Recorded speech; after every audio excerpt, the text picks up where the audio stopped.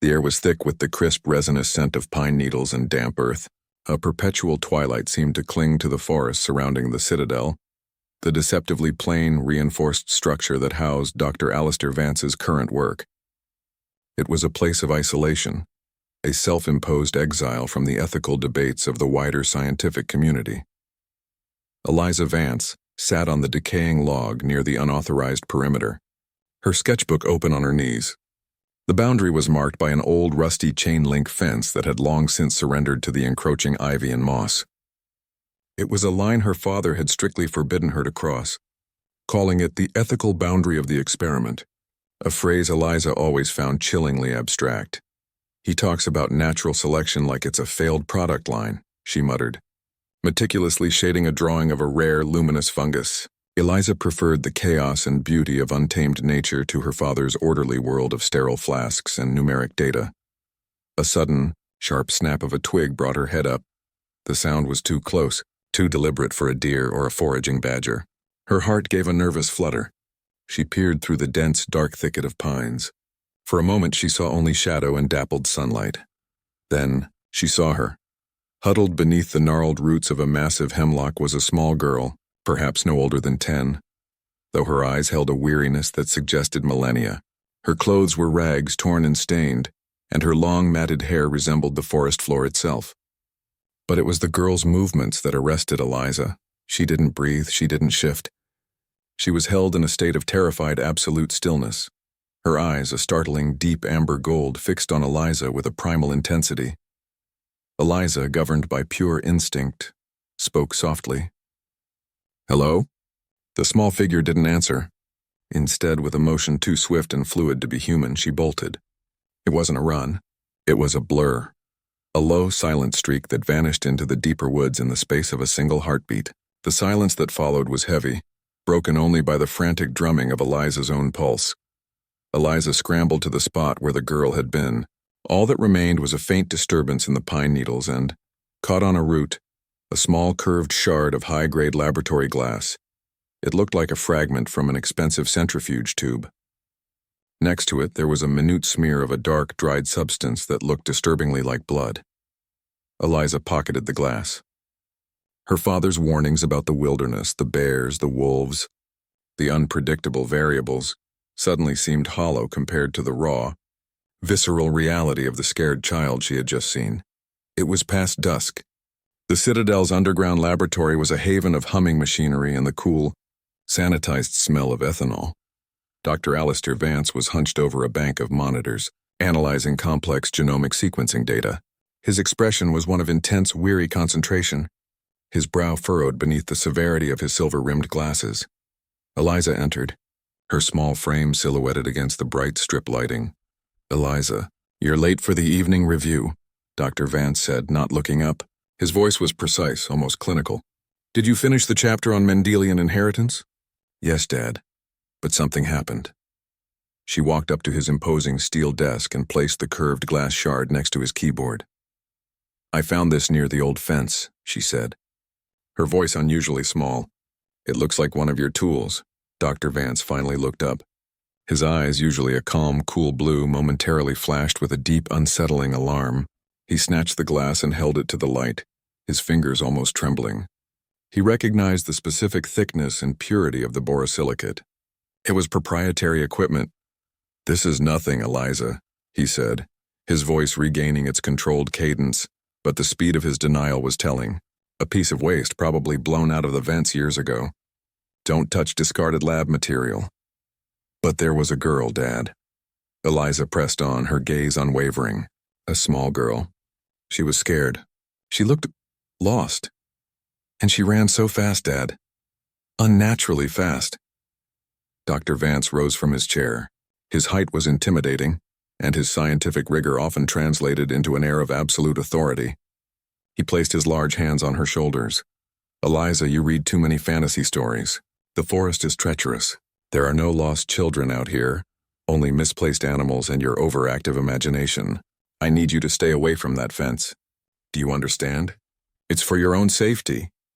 "But she was bleeding," Eliza whispered, fighting back tears of frustration.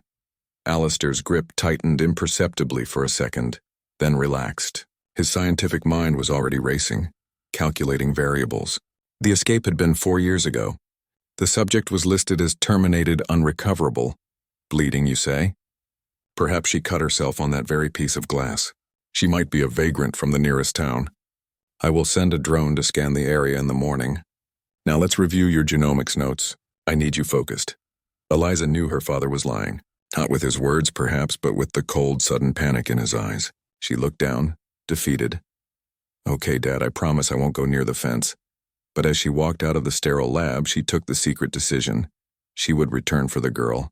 Her father saw a variable. Eliza saw a person. The next morning, while Dr. Vance was immersed in his primary work, the highly classified Project Chimera, Eliza prepared her own expedition. She packed her backpack not with scientific instruments, but with human comforts. A soft, worn woolen blanket, a thermos of warm milk, and a handful of her favorite chocolate chip cookies. She knew better than to go straight to the spot. If the girl was as smart and terrified as she seemed, she wouldn't stay in one place. Eliza walked deep into the woods, following the faintest trail of broken twigs and flattened moss that only a keen, young eye could spot. After an hour of silent trekking, she stopped at a small, sheltered clearing where a giant fallen tree trunk offered a natural barrier. She didn't call out. She simply placed the blanket neatly on the trunk and laid the cookies and milk beside it. She then stepped back about 20 yards, found a comfortable spot behind a bush, and waited, motionless. The forest was silent for what felt like an eternity. Eliza started to doubt her conviction. Perhaps her father was right. Perhaps it was just a fleeting hallucination fueled by loneliness. Then, the air shifted. It was not a sound, but a subtle change in the light, a disturbance in the background noise of the woods. The girl emerged. She didn't walk out. She seemed to coalesce from the shadows behind the large fallen trunk. Her movements were not feral, but highly efficient. Like a perfectly calibrated mechanism, she crept towards the offering, her amber eyes wide, darting everywhere, analyzing the threat. Eliza held her breath. The girl, Lyra, Eliza decided to call her in her mind. A name that felt like a quiet melody, reached out a thin, dirt-stained hand. She grabbed a cookie, her gaze still fixed on the surrounding trees, alert to every rustle. She brought the cookie to her mouth and devoured it with the quick, unceremonious efficiency of a creature that has known starvation. Then she saw Eliza. This time, she didn't bolt. She froze, a half-eaten cookie in her hand, her expression a complex mixture of fear and a startling, nascent curiosity. Eliza spoke, her voice low and steady. "They're good, aren't they? My dad helped me bake them." The girl, Lyra, didn't flinch. She simply stared, her mind seemingly processing the complex string of human sound. Eliza took a small sip from her own water bottle, demonstrating, "Milk is warm. It's safe." Lyra finally took a tiny, hesitant step toward the thermos. She cautiously picked it up, sniffed the metal rim, and then lifted it to her lips. As the warmth of the milk hit her starved system, something profoundly human flickered across her face. A brief moment of vulnerability and relief. Eliza used this moment of truce. "I'm Eliza. I live in the big gray house. What's your name?" Lyra only stared.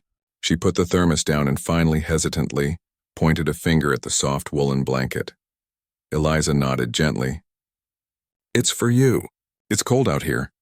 Lyra looked at the blanket, then at Eliza, and then back at the blanket. It was clear she understood the concept of a gift, but not the motive. With a final astonishing burst of speed that still took Eliza's breath away, Lyra snatched the blanket, the remaining cookies and the thermos, and vanished back into the shadows. Eliza sat there for a long time, the silence now filled with a strange, hopeful warmth. The girl was not a fantasy. She was real, and she had accepted the offering. She had accepted the first threat of trust. The clearing became their secret rendezvous, a tiny island of shared silence amid the vast, cold wilderness. For a week, Eliza returned daily. She brought small, carefully chosen offerings, soft bread, dried fruit, a bottle of water, and once a small, brightly colored children's book featuring drawings of birds. Lyra never failed to appear. She never used words. Their communication was a delicate, non-verbal dance of observation and trust. Eliza learned Lyra's rituals, how she always approached from the south using a series of fallen trees for cover, How she only ate the food once Eliza had retreated to her waiting spot. And how her eyes, those striking amber gold orbs, missed nothing. One afternoon, Eliza found the woolen blanket unfolded, neatly placed on a flat stone. It was a gesture of reciprocation, a silent message. I accept this gift. Eliza took the opportunity. She sat on the grass, opened the picture book, and softly began to read. The blue jay flew high above the nest, searching for the brightest berries for its babies, she narrated, pointing to the illustration. Lyra, who had been hiding behind the massive root structure of the hemlock, edged closer than she ever had before. She stopped at the edge of the clearing, her body tense but her gaze fixed on the book. She was not just looking at the pictures. She was studying Eliza's mouth, the movements of her lips, the shape of the sounds. When Eliza paused, Lyra tilted her head. She then made a sound. It was a hissing whisper, almost like air escaping a punctured tire.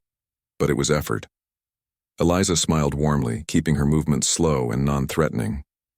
Yes, that's a blue jay. Can you try to say the sound B? Lyra watched her intently. She tried. The sound she produced was low and grating, entirely lacking the supple flexibility of a human tongue that had practiced speech.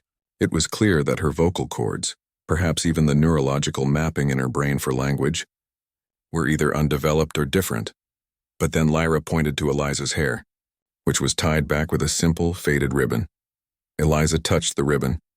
This is a ribbon, ribbon. Lyra repeated the motion, pointing directly. Then she used her other hand to point to herself, her small chest. She waited. Eliza's heart gave a hopeful lurch. This was the most complex exchange yet. Your hair. Or your name. Lyra shook her head slightly, then pointed to the ribbon again and then back to herself. It hit Eliza. Do you want one? Lyra's eyes widened infinitesimally. Eliza quickly untied the ribbon from her own hair. She approached slowly, holding it out flat in her palm. Here, it's yours. Lyra hesitated. Taking a gift that required such close proximity was a massive leap of faith. She took 2 steps, closing the distance between them to less than a yard. Eliza felt the radiating coldness and tension of the smaller girl's presence. Lyra didn't take the ribbon from her hand. Instead, she performed a movement that was unnervingly fast, a mere flicker, and the ribbon was gone from Eliza's palm. It was so quick that the airflow felt disturbed. Lyra had retreated to the roots before Eliza could register the touch. She was wearing the ribbon instantly, tying it around her wrist. For the first time, a look that was undeniably joyful, a raw, pure spark of childish delight, flashed across Lyra's face before she retreated completely, swallowed by the dense undergrowth. Dr. Alistair Vance wasn't an emotional man, but he was a man obsessed with data integrity, and the data was showing glitches.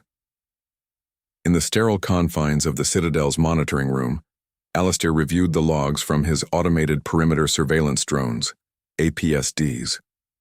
He had dismissed Eliza's talk of a lost girl as childish fantasy, but his own scientific paranoia demanded a routine scan. The initial thermal scans were clean. The motion sensors, however, were inconsistent. 7:15 a.m. Anomaly detected. Height mass profile small mammal, estimated 810 kg. Velocity 25 km/h. Location sector beta 4 near discarded log. 07:15:02 a.m. Anomaly terminated. Signal loss. Likely system glitch. 25 km/h. A human child running at top speed barely touches 18-20 km/h, and that's a trained athlete. A small mammal? Maybe a coyote? But the pattern repeated. A sudden spike in velocity followed by an immediate, inexplicable signal loss. The movement was always low to the ground, ultra-efficient and brief. It was not the gait of a standard mammal. Alistair narrowed his eyes and zoomed in on the time-lapse video from a hidden camera near the south fence. He accelerated the footage by 5 times. At the 45-second mark, he saw it. It wasn't the girl running that caught his attention. It was the trail. The video showed Eliza leaving the clearing. After she was gone, the area remained still for 10 seconds. Then a blur, a flash of movement barely perceptible at 5 times the normal speed. A figure materialized, snatching something from the log, then dissolved back into the shadows. Alistair didn't need to see a face. He needed to see the physics. The girl had accelerated from a dead stop to full velocity in less than half a second. Her feet barely disturbed the dry pine needles. The signal loss wasn't a glitch. The subject was simply too fast for the basic refresh rate of his commercially available sensor array. His scientific detachment cracked, replaced by a cold, calculating fury. "The subject is active," he muttered, his voice a low rasp. "Subject Delta is not terminated." His immediate reaction wasn't fear for Eliza, but a chilling realization. This was not just a runaway. This was a live, highly valuable and dangerously uncontrolled variable of his own design, and Eliza was unknowingly exposing herself to it. He immediately accessed the classified files under the title Project Phoenix, Sustained Evolution Phase 1. He looked at the medical profile of the escapee, known then only as Subject 734L, key modifications: enhanced myofibril density for strength, speed; optimized ocular receptors for low-light hunting; accelerated healing factor, highly inhibited limbic system, to suppress emotion and encourage self-preservation. Alistair leaned back in his chair, rubbing his temples. The goal of the suppression was to prevent attachment, to keep the subject from forming human bonds that could compromise its mission. If Eliza was teaching it emotion, she was creating a far more unpredictable and potentially dangerous entity. He stood up, his lab coat swishing around him. He had to act. He couldn't risk revealing the true nature of the situation to the Institute yet. They would incinerate the area to retrieve their asset. He had to get the girl first, analyze her current state and lock her down. He had to confront Eliza. That evening, the atmosphere in the Citadel's small living quarters was thick with unspoken tension. Eliza was humming softly as she helped Alistair prepare their meager supper. She felt buoyant, light, filled with the warmth of her secret connection with Lyra. Alistair, however, was silent, his movements precise and stiff. He placed 2 mugs of tea on the table and sat down, not to eat but to observe his daughter. "Eliza," he began, his tone grave, "I need you to be honest with me. Have you been back to the perimeter fence?" Eliza froze, her hand hovering over a piece of bread. She swallowed hard, deciding quickly that partial truth was better than an outright lie. "Yes, Dad, I went back." "And you saw the girl again?" She nodded, her eyes defiant. "Her name is Lyra, I think. She doesn't speak. She's scared and she's starving." Alistair's eyes narrowed. "Lyra, you named her. Did you touch her?" "No, but I gave her food. And a ribbon." She quickly pulled the empty spool of ribbon from her pocket. "She needs help, Dad. Why are you acting like she's some kind of problem?" Alistair pushed his plate aside. This was the moment. He had to use the language she understood, the language of safety and science. "Eliza, she is a problem. Not a person in the way you understand it. She is an uncontrolled variable. She is damaged." "Damaged? What does that even mean?" He leaned forward, lowering his voice, an intensity in his gaze that pinned her to her chair. "It means that girl is not evolved naturally. She is the result of intensive genetic manipulation. She has enhancements, speed, reflexes, sensory input that far exceed a normal human being. She is a project, Eliza, my project. And she escaped during a failed containment procedure 4 years ago." Eliza stared at him, her face draining of color. You made her?" "My team and I, yes. We were trying to accelerate human optimization. She was designated Subject 734L. She is not like you. She doesn't have a mother or a family. She doesn't have the normal human moral architecture. She is driven by a primitive survival instinct. She is dangerous." Eliza recoiled, pushing her chair back. The image of the terrified ribbon-wearing girl warred violently with her father's cold scientific explanation. "She ate my cookies, Dad. She watched my picture book. She is a child. You're just trying to scare me so you can take her away and lock her in your lab. I am trying to protect you, and frankly, I am trying to protect my work." Alistair snapped, losing his composure for the first time. He rose and walked towards the lab door. "I will retrieve her myself. She is too valuable to be roaming free, and too volatile to be near you. I forbid you from leaving this compound tomorrow." Eliza watched the heavy steel door of the lab hiss shut behind him, sealing him in his world of data and denial. She felt a profound chill. Her father didn't see a life. He saw a mistake that needed correcting. And with that realization, Eliza knew exactly what she had to do. She wasn't just worried for Lyra anymore. She was worried for the part of humanity her father seemed to have lost. The subject has accelerated healing and advanced camouflage capabilities, Alistair said, his voice measured. I'll give you the coordinates for the initial sweep. But you need to understand her prime directive, survival. She will not come back easily. As Silas Thorne led his tactical team toward the lab, ready to extract the data, Alistair exchanged a single, desperate look with Eliza. The game had changed.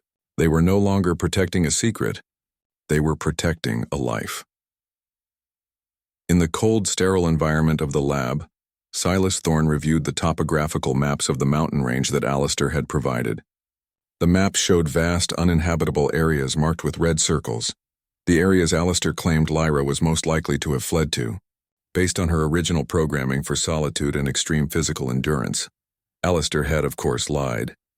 He had marked the most impassable, dangerous terrain, areas he hoped would delay or injure Silas's team, giving Lyra a head start. You're certain of these vectors, Alistair? Silas asked, his fingers tracing the contour lines. Absolutely. Her original training simulated survival at these altitudes. She would seek isolation and high ground immediately. While Alistair spoke, Eliza stood quietly by the door, observing. She noticed the slight twitch in her father's left index finger, a nervous habit he displayed only when running a complex calculation in his head, or telling a massive lie. Eliza knew Lyra was in the mountains, but she didn't know where exactly.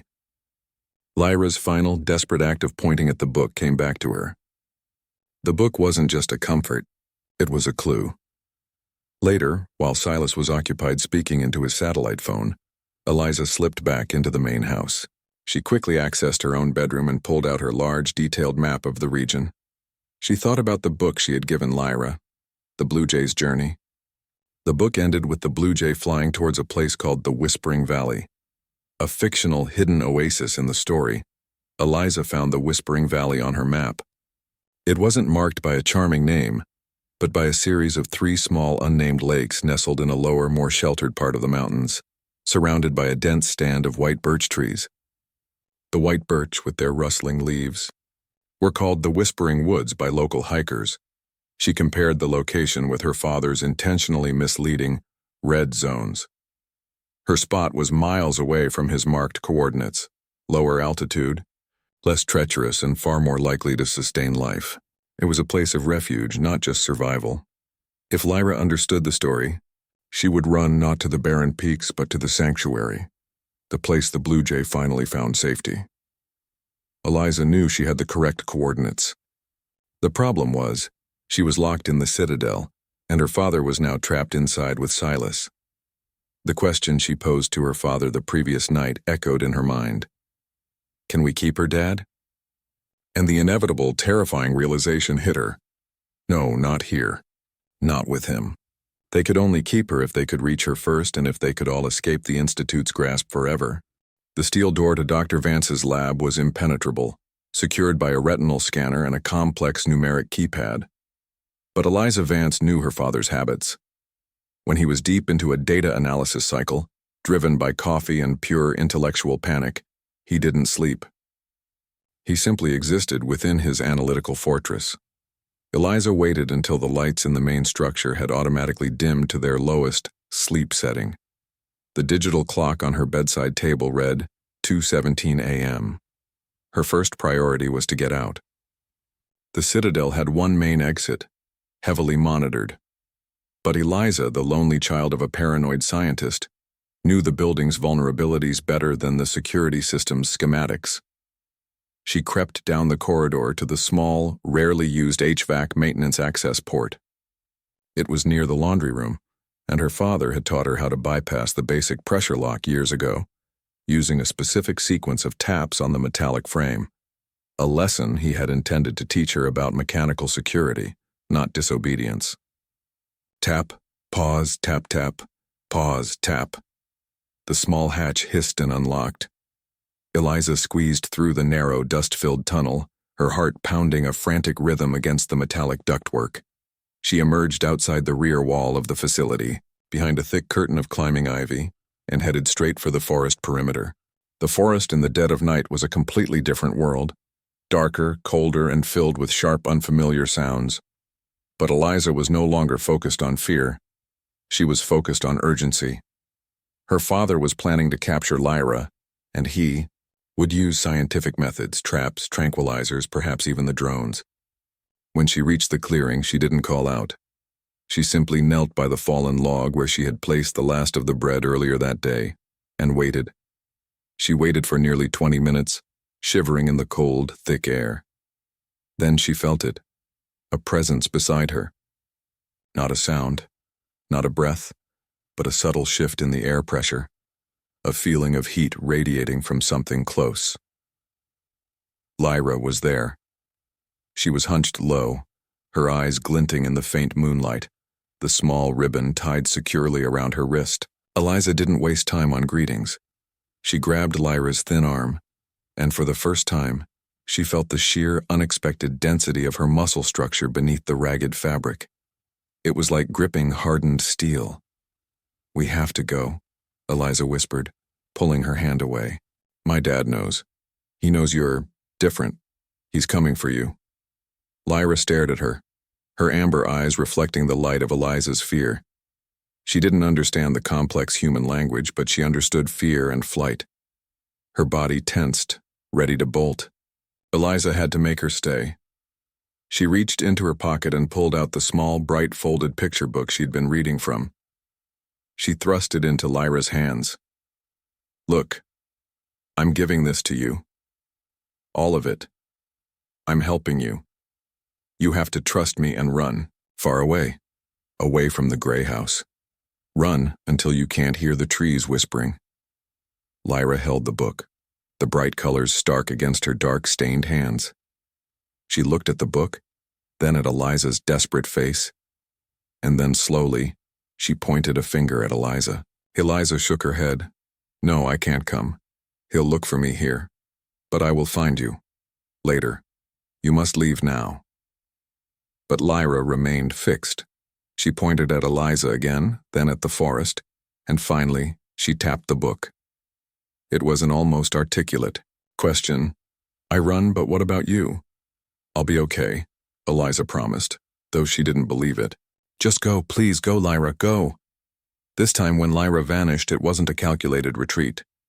It was an urgent explosion of movement, a flash of survival instinct. The pine needles barely stirred. She was gone into the deep, unforgiving blackness of the mountain range. The Citadel's alarm system was not triggered by a child crawling through a vent.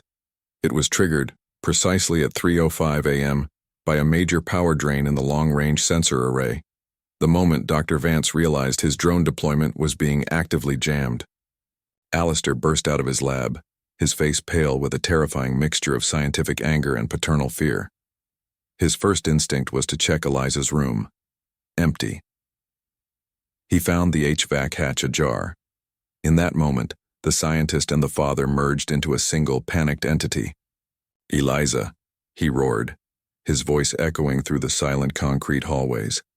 He found her not in the woods, but sitting quietly on the cold metal floor of the utility room, looking exhausted and profoundly guilty.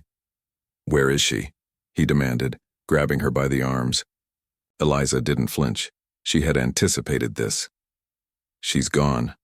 I told her to run."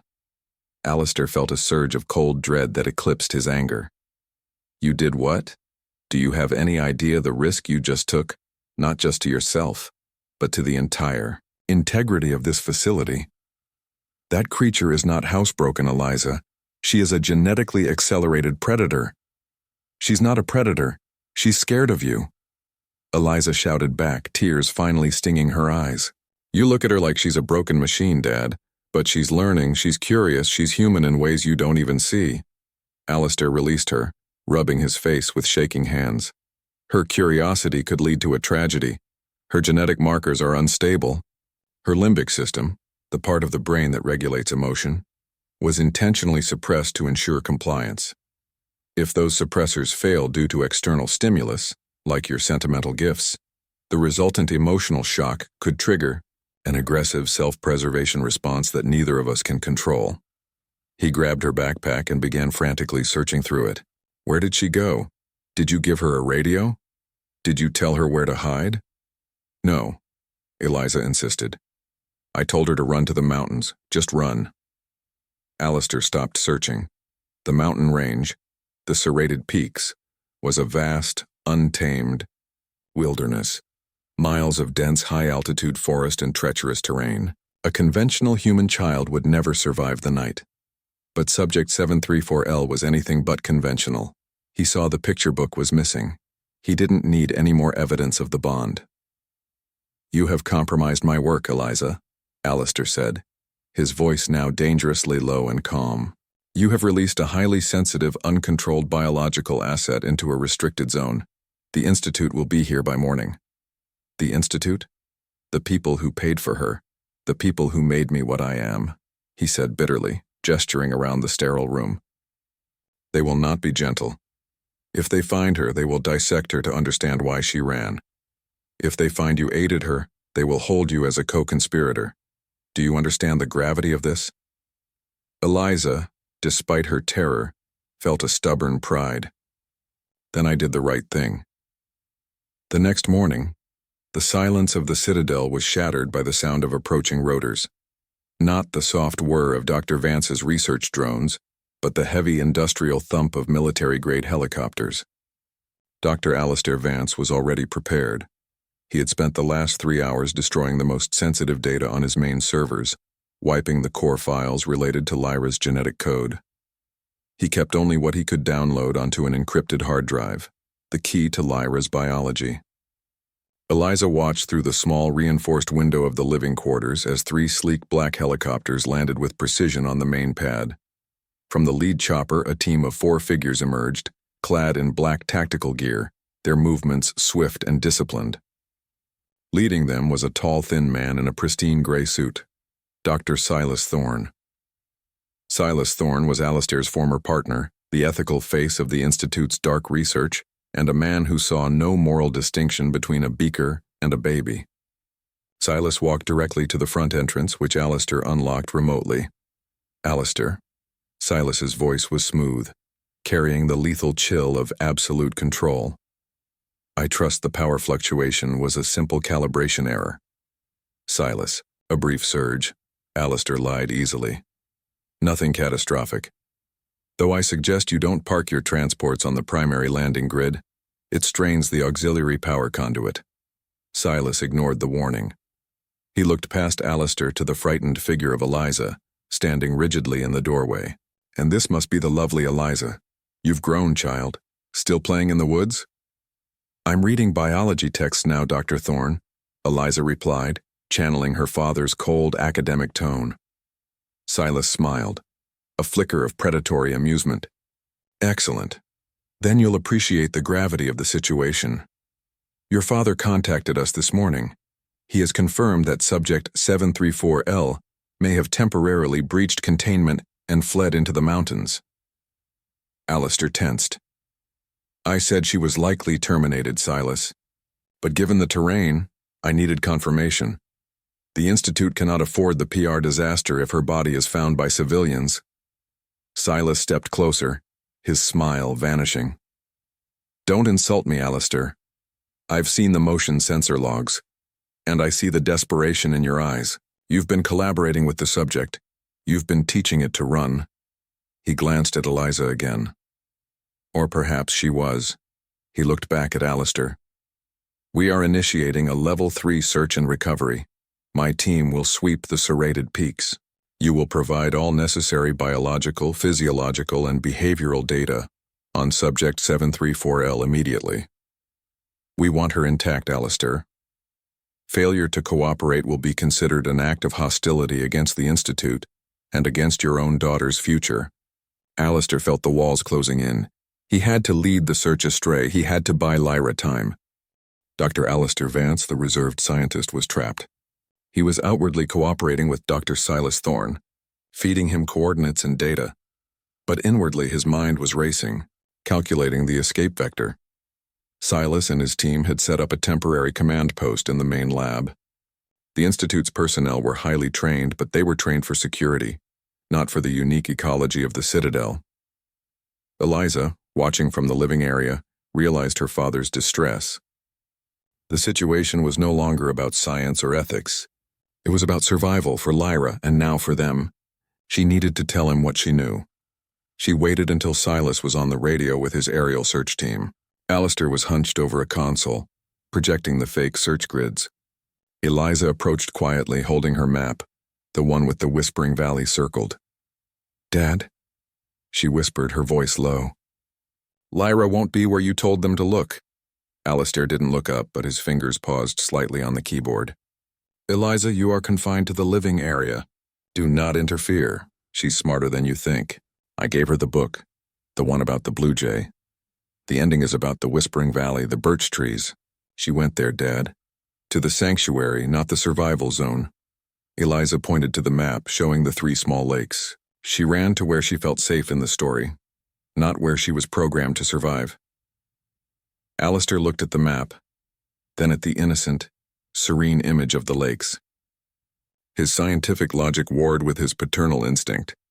Lyra had indeed demonstrated a rapid assimilation of complex emotional cues. If Eliza was right, Lyra was miles away from the current search grid. They had a window. The coordinates are 4711N 121-89W, Alistair muttered, memorizing the numbers instantly. A 3-hour hike from here if we take the abandoned logging trail. Silas's team won't reach that area until tomorrow morning at the earliest. Then we have to go now, Eliza said urgently. Alistair shook his head grimly. It's not that simple. We are locked down. Silas is monitoring every access point, but I know this facility's core weakness. He glanced at Silas, who was deep in conversation. Alistair typed quickly, pulling up the schematic for the main filtration system, the one that cycled air for the underground facility. The citadel was built to withstand siege, not sabotage, Alistair explained in a quick, hushed tone. The air intake valves are the single most exposed utility point. I can trigger a Tier 1 contamination alert by momentarily flooding the vents with a harmless concentrated gas. The alert forces the facility into a full 20-minute lockdown, including the lab. It will force Silas and his team to evacuate through the emergency airlock. And we go out the same way? Eliza asked. No, we take the freight elevator. It's the only access point that retains manual override power during a full lockdown for emergency retrieval of sensitive materials. It's a 10-second window. Alistair looked at his daughter, the man who lived by logic now relying entirely on desperation. Get the emergency pack from the supply closet. Meet me at the freight elevator shaft in 5 minutes. And Eliza, don't look back. Chapter 12. 20 minutes to freedom. Eliza raced to the supply closet and grabbed the heavy, water-resistant emergency pack, 2 thermal blankets, a first aid kit, and high-energy rations. This was no longer a game of hide-and-seek.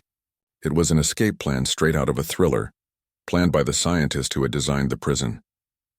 She met Alistair by the colossal, seldom-used freight elevator door. His face was set in a mask of grim determination. He held the encrypted hard drive, Lyra's very identity, in one hand. Get ready, Alistair whispered. He typed a final complex command into the wall panel. Type 4. 3. He hit enter immediately.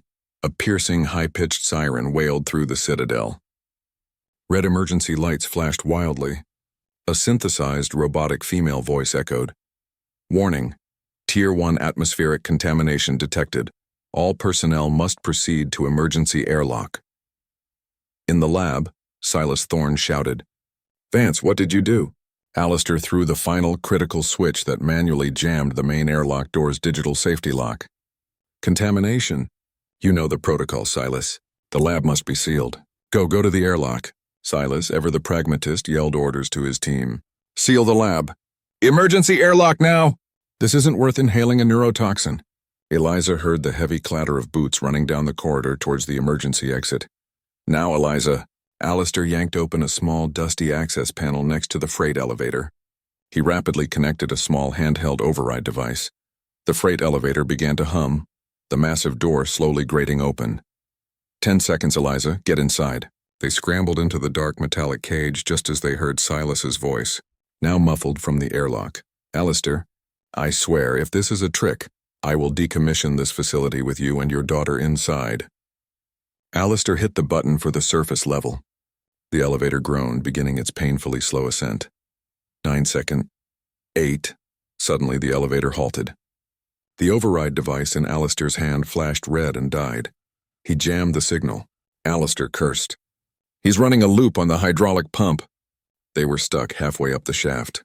Eliza pointed upward. "The emergency ladder." "We have to climb." Alistair nodded, grabbing the pack. He looked at the hard drive, then at the freight elevator's thick metal door. He knew he couldn't climb the ladder with a cumbersome pack and the fragile drive. "You go first, Eliza. Climb straight up. I'll follow." He opened the small ceiling hatch, boosted Eliza up, and watched her start her ascent. Then, with a desperate finality, he took the encrypted drive and tucked it deeply into a small hidden recess in the bottom of the elevator shaft, covering it with a layer of dust. "If I don't make it, she needs the data to understand Lyra." He began to climb the cold, greasy rungs of the ladder, just as he heard the main airlock door bang open, followed by the heavy rush of Silas's men re-entering the corridor. Chapter 13. The second escape, Silas Thorne ran back into the corridor, his face contorted in cold rage. He saw the freight elevator lights dimmed and the hydraulic pump humming oddly. "The elevator. He's trying to escape." His men converged on the elevator shaft. They heard the faint sound of metal scraping, the climbing. "They're climbing the ladder," Silas yelled. "Open the shaft door on the upper level now!" But Alistair had anticipated this too. He had destroyed the elevator's internal communications system. Eliza reached the surface-level access panel first. She threw open the heavy hatch and pulled herself onto the cold, snowy ground outside. She could hear the shouts of the recovery team below her. "Dad, hurry!" Alistair reached the hatch just as the men below him began to fire. Not at him, but at the ladder rungs attempting to break his ascent. Alistair scrambled out, taking a bullet grazing his shoulder, the pain hot and sharp. He stumbled onto the ground next to Eliza. "Run!" "The logging trail." "Take the lead, Eliza, you know the map." They burst away from the citadel, running not through the dense forest, but along the edge of the abandoned logging road, a faint, overgrown path that led steeply into the mountains, away from the facility's limited surveillance. Silas reached the open hatch, his face flushed with fury. He looked down the empty shaft. "He's wounded. They can't get far." He looked back at his team leader. "Take the transport choppers. Scan the north face. We are looking for 2 humans running, and 1 modified subject hiding. Vance can be captured, but the subject must be recovered intact." Silas stared into the dark forest where Alistair and Eliza had vanished. He wasn't worried about the man. He was worried about the data. And the data was either in Alistair's wounded possession, or it was in the hands of the child with a conscience. "Find them," he ordered, his voice laced with venom, "before that misguided little girl teaches my asset something fatal." Chapter 14. The mountain of doubt. Alistair and Eliza ran for nearly 2 hours, pushing through the tangled undergrowth, the cold air stinging their lungs. Alistair's wound was bleeding heavily, staining his jacket. They finally collapsed under the shelter of an ancient, snow-dusted spruce. Alistair immediately began to address his injury with the first aid kit. His movements were clinical despite the pain. "We stop here for 10 minutes, he gasped, wrapping the bandage tight. "The chopper search will focus on the main roads. We need to stay off the ridgelines." Eliza looked at her father. He was a man who preferred equations to physical exertion. Yet here he was, bleeding, exhausted, but running to protect a project he once called a variable. "Dad," she asked quietly, "if we reach Lyra, what do we do?" "Silas will never stop looking. You said she's too valuable." Alistair looked into the darkness, his scientific certainty finally cracking under the weight of his actions. "Silas and the Institute see her as property, a modified organism. They want her to fulfill their vision of a new human race." Alistair said, his voice low and tired. "But you did something I couldn't calculate, Eliza. You taught her compassion. You gave her an anchor." He pulled out a small, rugged satellite tracking device, one he had snatched from the lab before the contamination alert. "I still have the original tracking firmware. If she's still carrying the small subdermal transponder from the lab, I might be able to find her. But we have to move fast." He activated the device. It whirred silently for a tense minute. Then a faint green pulse appeared on the tiny screen. The coordinates were confirmed, 4710N, 12190W. They were close to Eliza's predicted location, the Whispering Valley. Lyra had indeed run towards the story's sanctuary. "She's less than a mile away." Alistair whispered. But the final approach is tricky. We'll be exposed. Eliza looked at her father's bloodied shoulder and his suddenly vulnerable face. She knew the moment had arrived, the moment the scientist had to trust the human. I know the trail. I've studied the topography of that section for my drawings, Eliza said firmly. I can get us in quietly. But we need a plan for when we reach her. She'll be afraid of you. Alistair grasped her hand, a rare, non-clinical human gesture. Then we follow your lead, Eliza. You are the only one she trusts. You asked if we could keep her. I gave you the scientific answer before based on my data. He took a deep breath, his eyes meeting hers, full of a strange, terrifying new conviction. Now, the human answer is this. If we keep her, then she'll have ours. Our life, our freedom, our fight. And we have to be ready to give it. The final mile was the most treacherous. Alistair's wound was throbbing and his breath came in ragged gasps, but he pushed himself, guided by the insistent green pulse of the tracker and Eliza's unerring sense of direction. Eliza navigated them through a maze of steep, moss-covered rocks and dense, low-hanging juniper bushes, keeping them off the main trails. They finally broke through the last line of thick pines.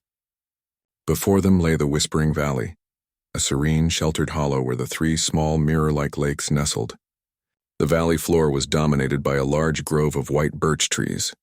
The slightest breeze set their silver-white leaves rustling, creating the sound of perpetual soft murmuring. She's here, Alistair whispered, collapsing against a tree trunk, clutching his bleeding shoulder. The tracker pulsed rapidly, indicating Lyra was less than 50 yards away near the center lake. Eliza felt a sudden, profound mixture of relief and fear. Stay here, Dad. If she sees you, she'll run. I need to go alone. Alistair nodded, his face pale but his eyes clear. Be cautious, Eliza. She is still operating on a hyper-alert survival mode. Approach slowly. If you see any sign of Silas's team, you both must vanish. Don't come back for me. Eliza gave a curt nod and moved into the birch grove. The air here was strangely still and quiet, broken only by the whispering leaves and the gentle lapping of water. She found Lyra nestled in a natural hollow, formed by the roots of the largest birch tree near the water's edge. Lyra wasn't sleeping. She was in a state of alert rest, her amber eyes open and focused on the forest around her. She had built a small, intricate shelter of interwoven branches and moss, and she was wrapped tightly in the woolen blanket Eliza had given her. In her lap lay the picture book, open to the final page, depicting the blue jay safe in its valley. Lyra, Eliza called out softly, taking slow steps, her hands held open and empty. Lyra's head snapped up, her body coiled instantly, ready to spring. The fear in her eyes was palpable, but behind it, the dawning of recognition, of relief, flickered. She did not bolt. Eliza knelt down. It's me, Eliza, we're safe now. For a moment anyway. But we have to move again. Lyra stared at Eliza's face, her gaze drifting past her to the dark woods where Alistair was hiding. Lyra's senses were far superior to any human's. She knew there was another presence. Then Lyra did something entirely new. She lowered her head and pointed at the picture book. She then pointed at the pages, tracing the words and pictures, and then pointed at Eliza, and then to the shelter. Eliza understood. The book said, "Safe here."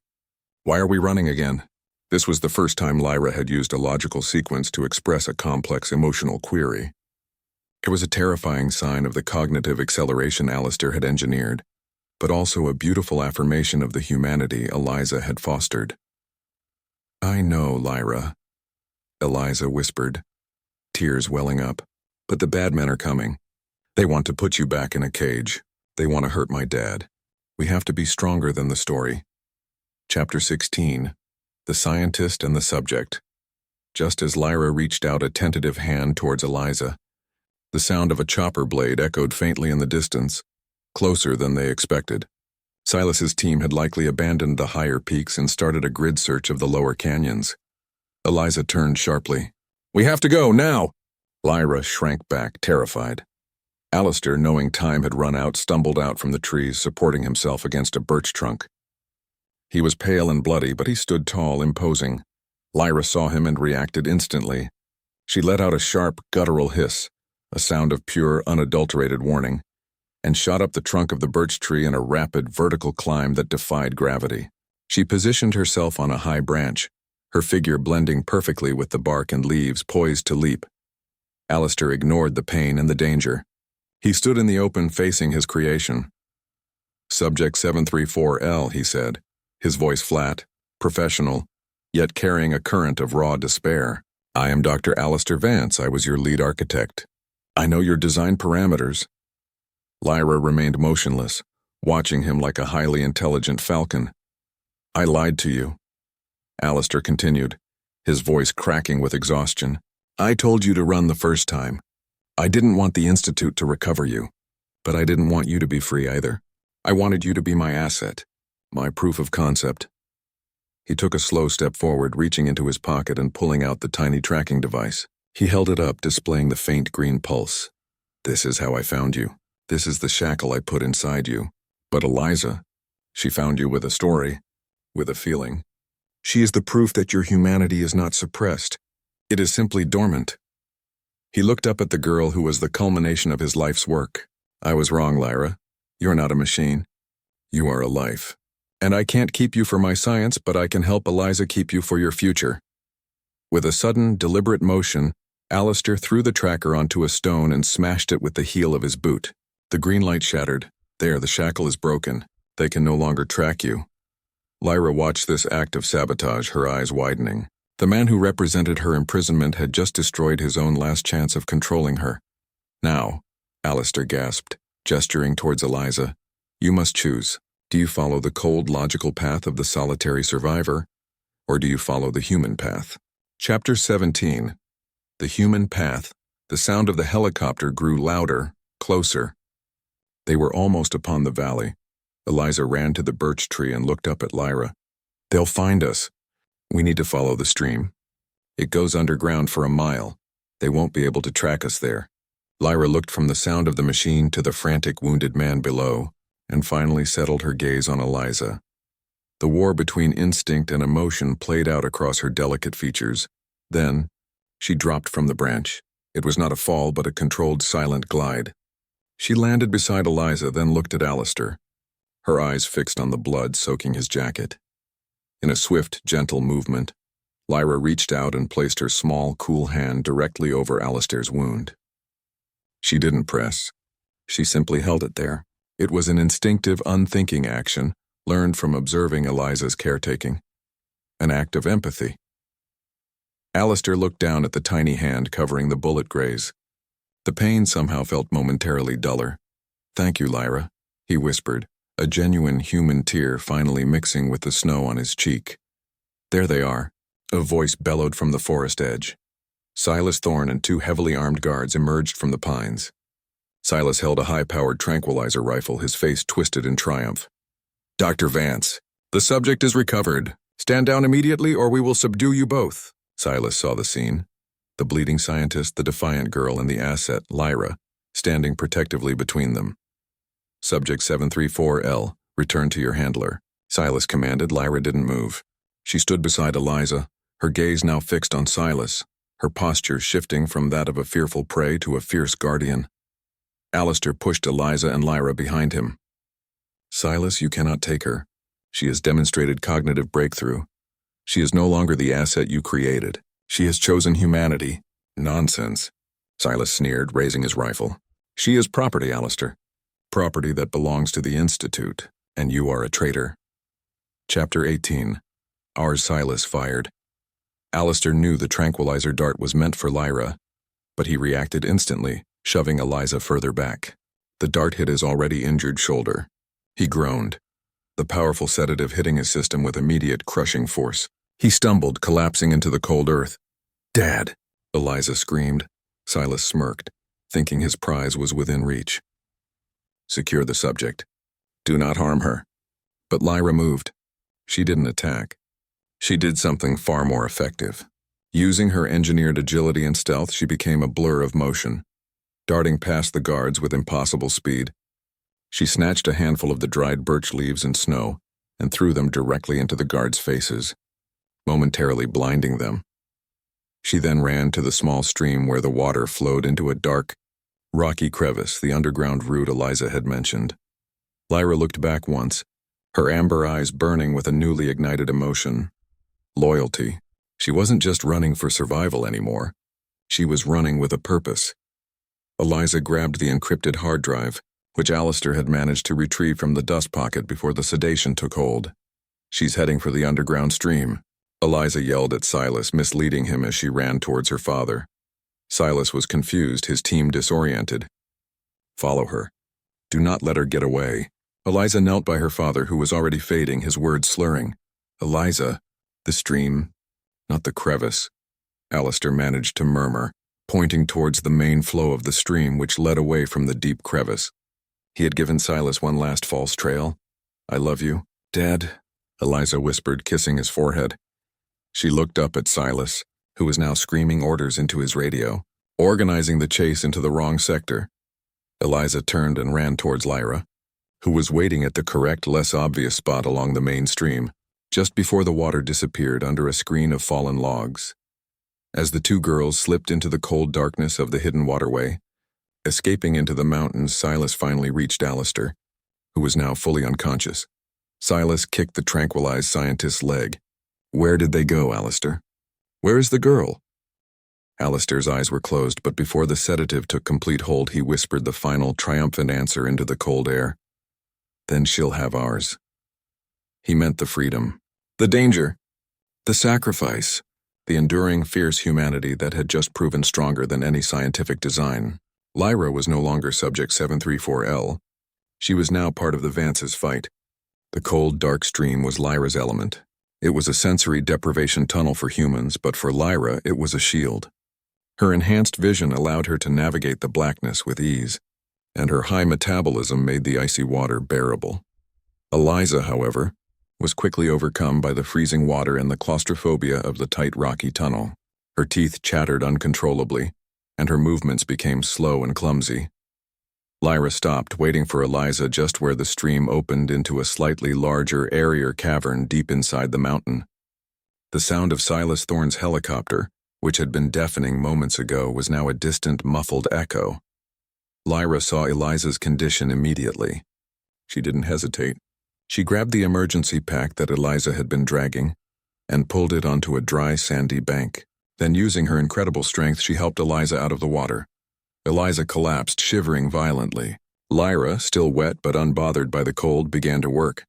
She quickly stripped the wet clothes off Eliza, rubbed her down vigorously with the thermal blanket, and wrapped her tightly. Eliza, now numb with cold and shock, managed to whisper, "Fire. We need fire." Lyra stared at the blanket, then at the damp, smooth rocks. She didn't possess the human knowledge of friction and combustion. Her programming emphasized stealth and evasion, not fire starting. Eliza pointed weakly to the emergency kit. "Matches. In the kit." Lyra watched as Eliza's trembling fingers fumbled with a waterproof matchbox. Lyra took the box, and with a precision born of her engineered reflexes, she struck a match against the rough stone on the very first try. The tiny flame flared to life. Lyra carefully carried the match to a small hidden cache of dry birch bark and moss that Eliza had, by sheer luck, stuffed into the top of the pack. Soon a small, smokeless fire was flickering in the corner of the cave. As the warmth slowly returned to Eliza's body, she watched Lyra. Lyra was staring at the fire, her face illuminated by the flickering light. The primal need for survival had forced her to master a new skill, but the wonder in her eyes was purely human curiosity. She was learning not just to survive the wilderness, but to master the tools of civilization. Eliza reached out and took Lyra's hand, feeling the surprising warmth and resilience of her skin. "Thank you, Lyra. You saved me." Lyra squeezed Eliza's hand, a clear, silent affirmation of their bond. In that cold cave, the scientist's failure had become the humanity's success. Miles away at the Citadel, Dr. Silas Thorne was running a furious analysis. Alistair Vance, heavily sedated, was trussed on a gurney being prepared for transport and rigorous interrogation. Silas's team had found the crevice Alistair had deliberately pointed them toward. It was a dead end. They had wasted valuable time searching through deep, dark channels only to find themselves blocked by a rockfall. Silas reviewed the aerial thermal scans one more time. He saw the faint, ghostly heat signature of the birch grove, and the rapid dissipation of heat signatures near a smaller, overlooked section of the stream. Alistair's final deception had been brilliant. He used the stream as a conduit, Silas snarled, slamming his fist on the console. He knew the thermal signature of the subject would be masked by the moving water. He used his last moments of consciousness to point us to the wrong exit. His attention then focused on the data retrieval. Alistair had wiped the main server. But the Institute had backups, Silas's chief analyst reported. The core genetic profile of subject 734L is recoverable, Doctor. But all the behavioral and sociological observation files are gone, and we found this. The analyst held up a small empty recess in the freight elevator shaft. The manual override system recorded a momentary surge here. Whatever Vance hid, he took with him, or his daughter did. The girl, Silas muttered, his eyes narrowing. She has the data now, or at least the knowledge. She is the key to understanding the subject's anomaly, this humanity, Vance claimed. Find the girl first. She will lead us back to the asset. Silas didn't believe in humanity, but he understood control. If subject 734L could form bonds, she was no longer a predictable weapon. She was an existential risk to their entire eugenics program. The new mission was clear: capture Eliza Vance alive. The next morning, the girls emerged from the underground passage, miles away from the citadel and deep in the heart of the unforgiving serrated peaks. They were hungry, tired, and facing a vast open wilderness. Eliza pulled out the single, most critical item her father had given her, the encrypted hard drive. Dad said this is Lyra's history, Eliza explained, holding the small metal drive. The only way to keep you safe is to know exactly what you are. Lyra watched intently. She understood the concept of information and power. The hard drive was encrypted with the most complex security Alistair could devise. But Alistair, the scientist who lived by patterns, had given Eliza the key in a place Silas would never look. Eliza's favorite childhood book. Eliza remembered their nightly ritual. When she was small, Alistair would read her Alice in Wonderland, and the decryption key was always the sequence of letters corresponding to the first letter of the first word on specific pages. Eliza opened her own, worn copy of Alice that she carried in her pack. Page 1. All page 13. Wonderful page. 28. Is page 45. Rare page 52. Exceptional. The password was a wire, A-W-I-R-E, using a small, battery-powered tablet from the emergency kit. Eliza entered the code. The hard drive unlocked with a triumphant beep. The files were dense, filled with biological jargon, but 2 files were categorized simply as personal log and ethical breakdown. Eliza opened the personal log. It was Alistair's journal, detailing Lyra's development. Entry 147. Subject's motor skills are accelerated at a factor of 1.7x the control group. She learns complex tasks almost instantly. Her growth, however, is slowing. The intended goal of pure biological efficiency is proceeding. Entry 201. Subject reacted to the death of the lab mouse, control, with a measurable spike in cortisol. This shouldn't happen. The limbic suppression failed. The humanity is forcing its way through the modifications. The project is at a major ethical crossroads. Entry 310. Last entry. Eliza brought the subject flowers today, calling them nature's code. The subject accepted the gift. My data is corrupted. My daughter is corrupting her. But God help me, I cannot bring myself to terminate the project. The beauty of the anomaly outweighs the necessity of the control. I must find a way to protect this unintended evolution. Eliza looked at Lyra, a wave of protectiveness washing over her. She was not a machine. She was an accelerated human, programmed for speed and strength, but born with a soul that her father couldn't suppress. Lyra reached out and placed her small hand on the tablet screen, right over the word anomaly. She looked at Eliza, a deep, unsettling question in her golden eyes. Eliza gripped her hand firmly. It means you are special, Lyra, and that we are going to teach you how to be free. Their immediate goal was to reach Silver Creek, a small, remote hiking village known for its isolation and anonymity. The only place Eliza knew with a public transit route to the outside world. But the Institute's choppers were still scouring the peaks. They needed to travel invisibly. We have to move like the animals, Lyra, Eliza said, remembering her father's earlier harsh comparison. We need to use your speed, but quietly. Lyra's first lesson in true evasion was not about running from a threat, but about running with purpose. They moved across the mountain ridges, Eliza teaching Lyra the geography, and Lyra teaching Eliza the silence. Lyra showed Eliza how to step on moss instead of dry leaves, how to use the shadows of the rocks for camouflage, and how to read the thermal signatures left behind by Silas's drone sweeps. Mid-afternoon, they had to cross a wide, exposed meadow. Lyra, relying on her own heightened senses, stopped abruptly. She pointed to a ridgeline nearly a mile away. "Chopper," Lyra managed to whisper, the word rough and grating, but instantly recognizable. Eliza heard nothing. "Are you sure?" Lyra pointed again and then placed her hand behind Eliza's ear, making a small, barely audible humming sound, mimicking the low-frequency noise Lyra could already detect. Eliza gasped. Her hearing was normal, but Lyra's was not. Lyra immediately pulled Eliza to the ground and covered her with a thick layer of pine branches and snow. They lay motionless for 5 minutes. Eliza finally heard the faint, distant thwap-thwap-thwap of the rotors. The chopper passed directly over the meadow, but its thermal sensors only registered a patch of cold, undisturbed ground. When the sound faded, Lyra pulled the branches away. She looked at Eliza, and a tiny, knowing smile, the first true smile Eliza had ever seen, flickered on her face. Eliza smiled back, filled with a renewed sense of hope. "You're a brilliant student, Lyra. Now let's keep going. We're almost halfway to Silver Creek. The path to freedom would be long, but armed with knowledge, Alistair's data, and a blossoming bond, Eliza's humanity, they had a chance." After 3 more grueling days, the mountain range finally gave way to a winding paved road. Eliza and Lyra stood on the edge of the wilderness, looking down into Silver Creek, a small logging and hiking town nestled in the valley. The scent of wood smoke and frying food, distinctly human, drifted up to them. They were now miles from the citadel, but the danger hadn't diminished. It had simply changed form.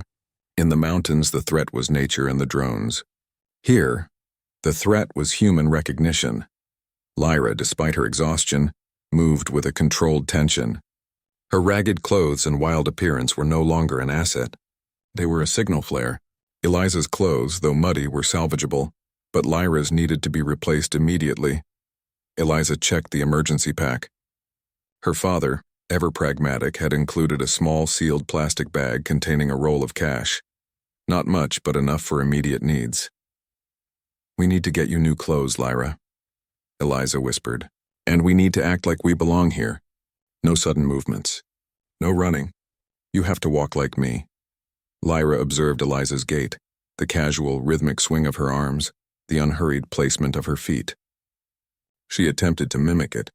Her first few steps were stiff and unnatural, like a puppet whose strings were too tight.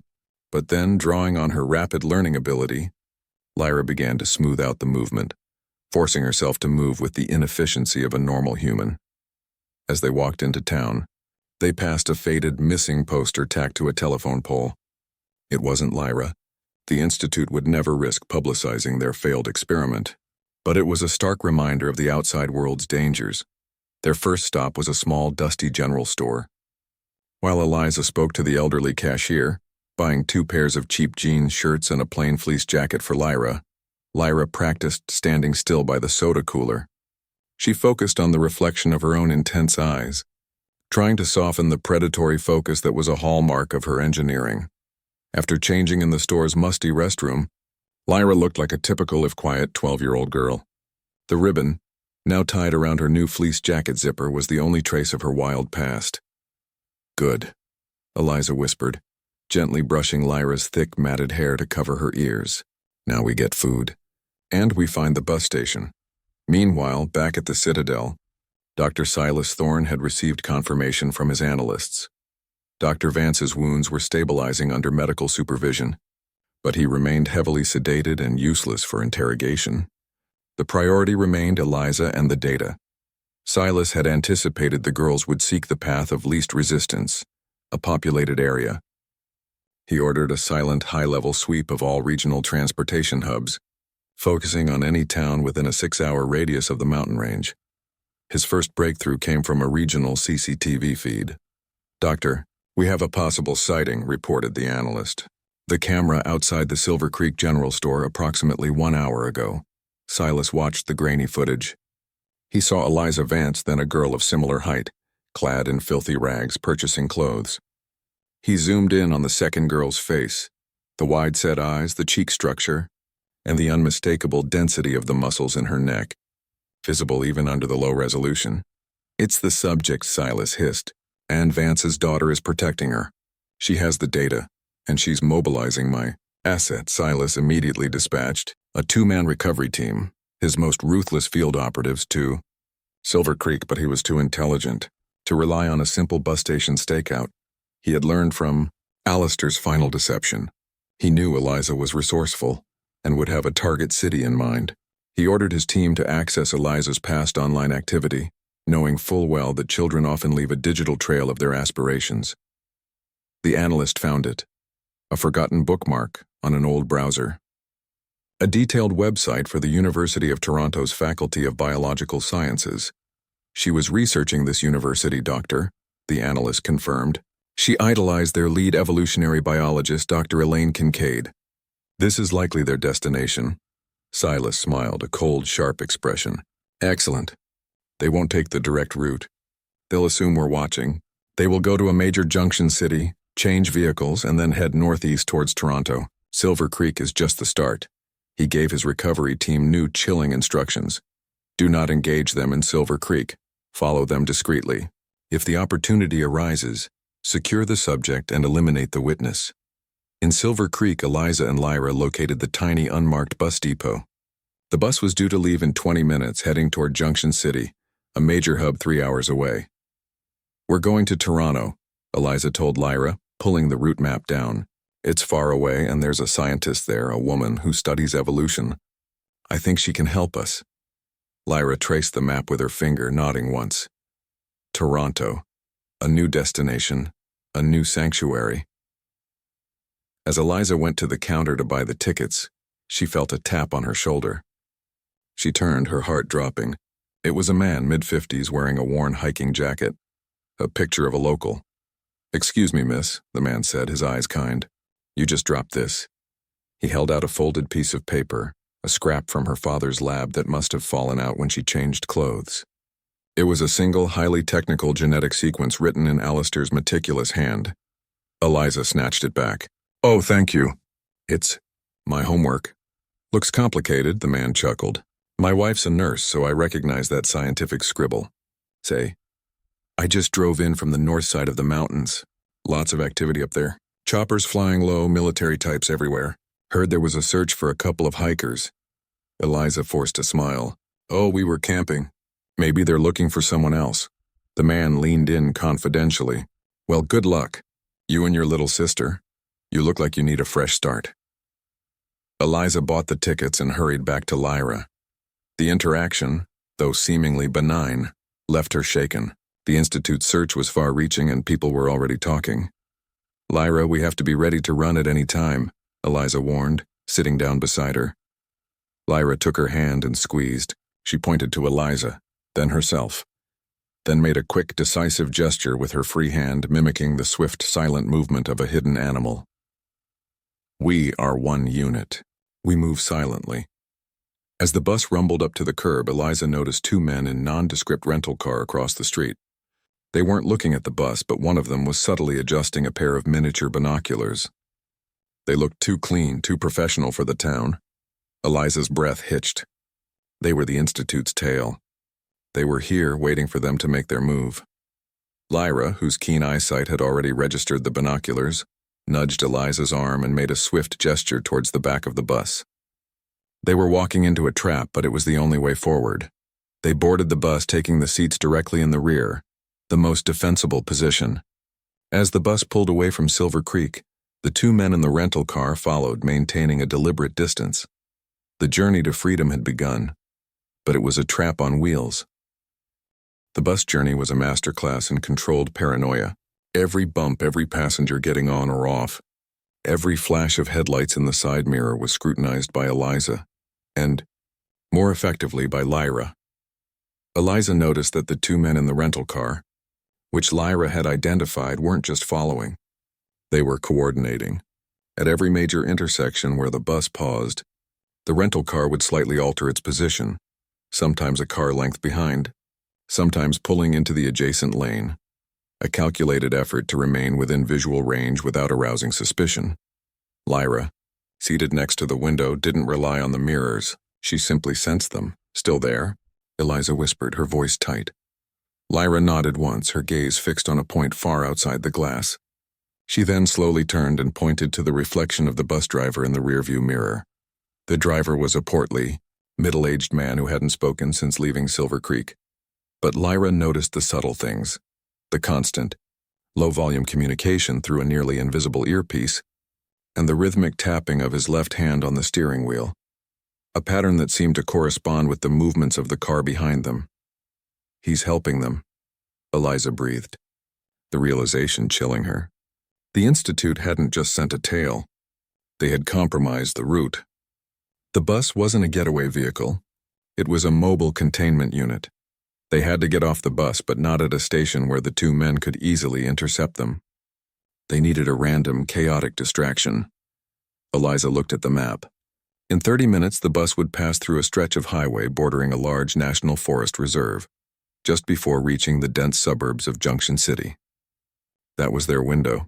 Eliza signaled her plan to Lyra with a series of quick gestures. Exit now. Forest. Fast. Lyra instantly understood. She began to prepare. Instead of relying on brute force or aggression, she used her engineered precision and sensory awareness to create a perfectly executed, non-violent chaos. She started by subtly removing the small, flat plastic cap from the emergency pressure release valve located on the floor near the rear door. This had to be done without the driver noticing the movement in his mirror. When the bus hit a slight incline leading into the forest reserve, the driver slowing down, Lyra acted. She reached down and, with a swift, powerful twist of her fingers that was entirely hidden from view, she sheared the valve completely off its connection. A blinding cloud of pressurized air and coolant instantly flooded the entire rear section of the bus, accompanied by a deafening hissing roar. The air quickly turned frigid, obscuring visibility. The passengers screamed in confusion and panic. The driver, blinded in his rearview mirror and shocked by the sudden depressurization, slammed on the brakes. The bus swerved violently to the shoulder. "Get out," Eliza yelled, grabbing the emergency pack. Lyra didn't need to be told twice. She kicked open the rarely used emergency side window with a single, soundless, calculated impact, creating a clean, wide exit path. She slid through the opening and landed softly on the muddy embankment. Eliza followed a second later, scraping her knee but ignoring the pain. The two agents in the rental car reacted instantly, pulling over 50 yards behind the bus. They saw the fog pouring from the windows and the girls disappearing into the thick brush line of the national forest. Subject is fleeing into the wilderness. "Secure the perimeter! Move!" One of the agents shouted into his communication device, abandoning the rental car. The National Forest Reserve was a vast, sprawling area, exactly the kind of unpredictable environment where Lyra's modified traits could be used to their fullest. The moment they were off the highway, Lyra's engineered self reasserted itself. She was no longer walking with the clumsy gait of a human. She was running with the fluid, silent efficiency of a biological weapon. "Keep up, Eliza," Lyra hissed, her voice regaining the guttural urgency it had in the mountains. Eliza, though fit, was no match for Lyra's pace. She stumbled, wheezing, struggling to keep Lyra's rapidly moving form in sight. "They'll be right behind us," Eliza gasped, clutching the emergency pack and the invaluable hard drive. Lyra stopped abruptly on a ridge overlooking a stream. She gestured for Eliza to crouch down. She pointed back the way they came. Two figures, the Institute agents, could be seen crashing clumsily through the undergrowth. They were fast, but they were running with the sound and inefficiency of human adrenaline. They were relying on their GPS coordinates and their training. Lyra knew how to break their system. She grabbed Eliza's jacket. "Water, cover scent." They plunged into the freezing stream, running through the shallow water for nearly a quarter mile before climbing out on the far bank.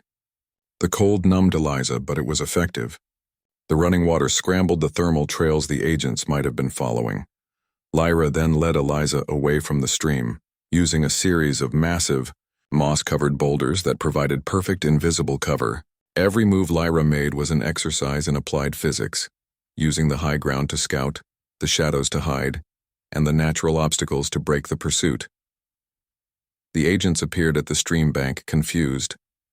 Their handheld scanners were useless in the cold water. They split up, one heading left, one heading right, searching the banks. Lyra and Eliza were already moving in the opposite direction, toward the deeper, wilder section of the reserve. They had successfully leveraged Lyra's synthetic evolution against the technology of the Institute. After an hour of intense flight, Lyra found a small, sheltered cave nestled beneath a waterfall. They were safe for the moment. Eliza, exhausted and bruised, pulled out the satellite phone from the emergency pack. It was a single-use device designed for emergency contact only. She knew she had to use it, but only for the right person. She knew she couldn't call the police. They would simply return Lyra to the Institute.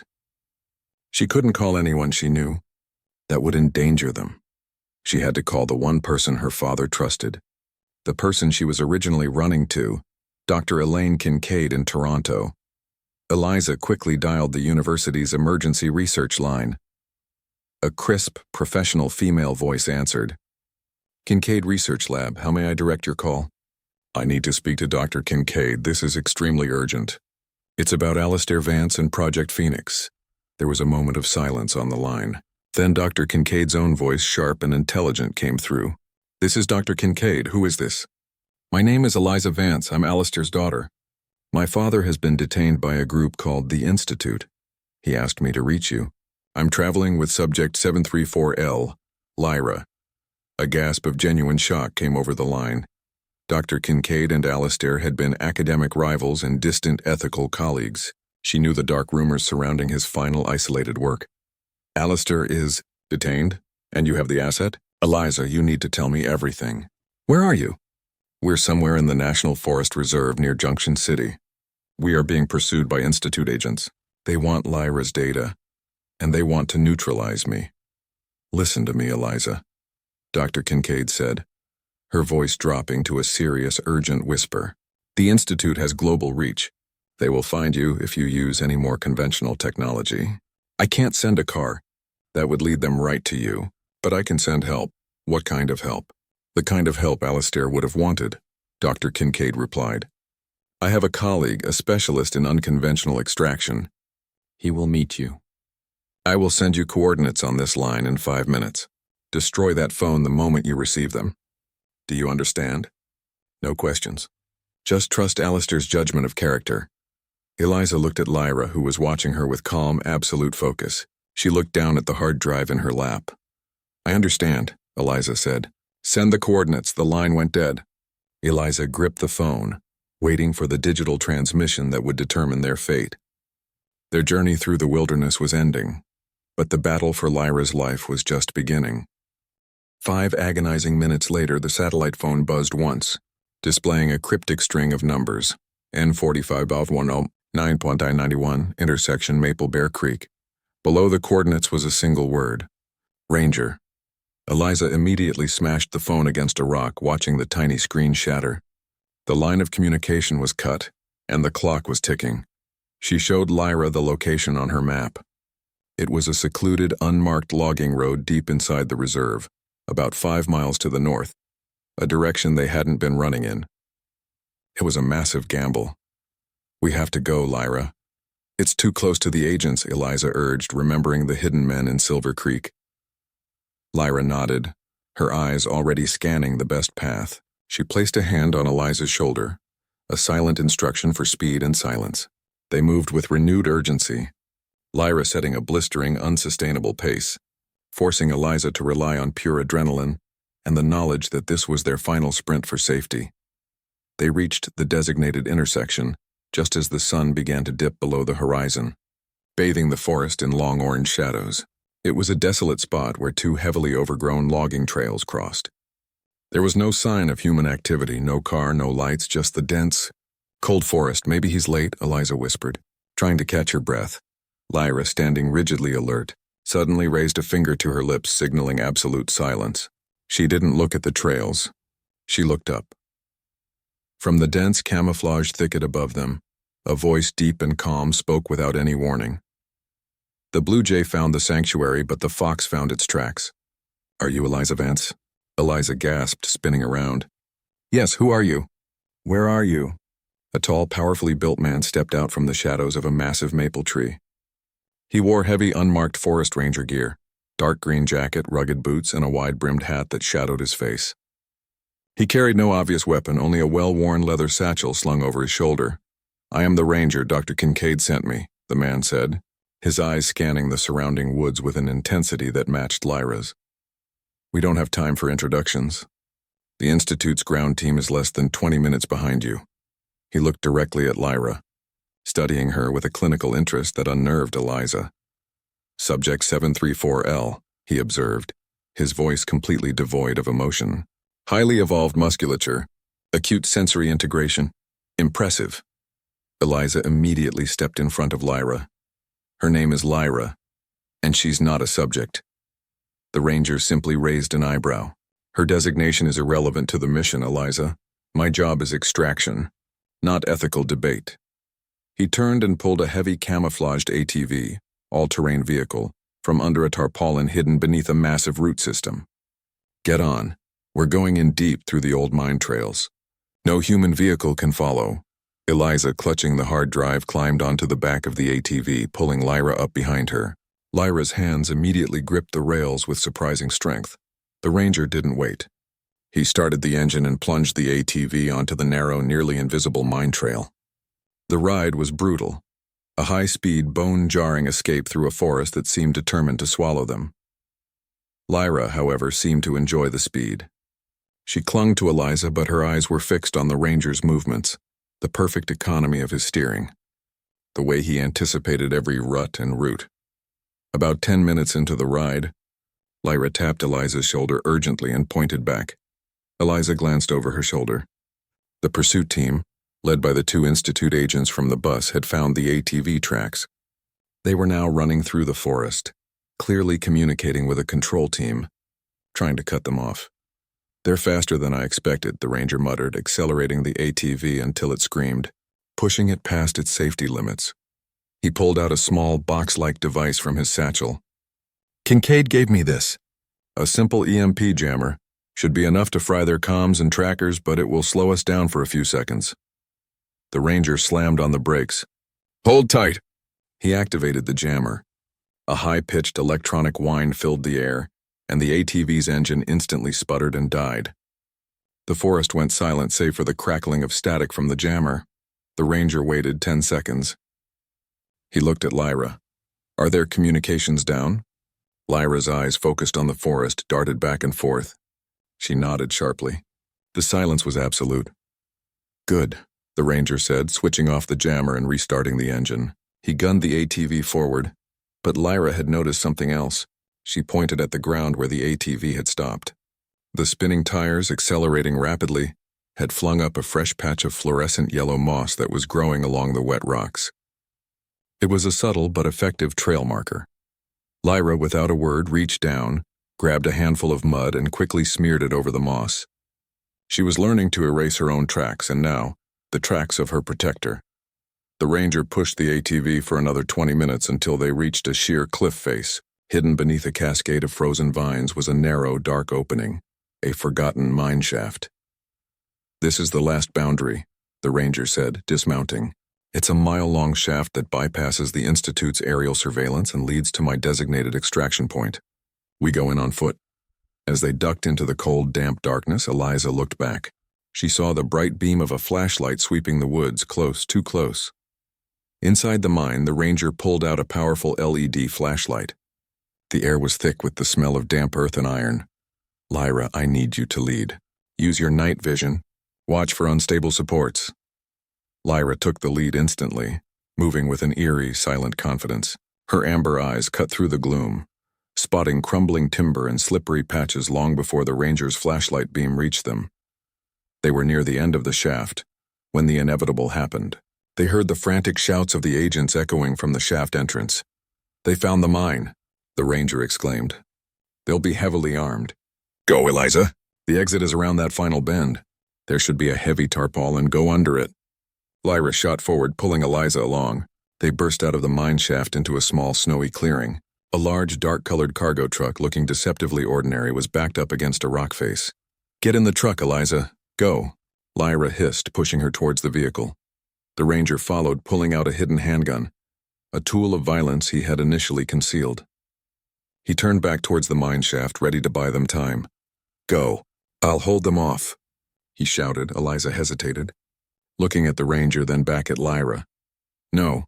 We run together," Eliza insisted, pulling Lyra into the back of the truck, which was filled with crates and heavy blankets. The ranger's last stand was brief and violent. A burst of gunfire erupted from the mine entrance. Then, silence. Lyra pulled the heavy tarpaulin completely over the truck's cargo bed, covering them both in complete darkness. She pressed herself against Eliza, her breathing shallow and rapid, a mix of engineered control and raw human terror. The cargo door of the truck opened. Eliza held her breath, ready to spring. It wasn't the ranger.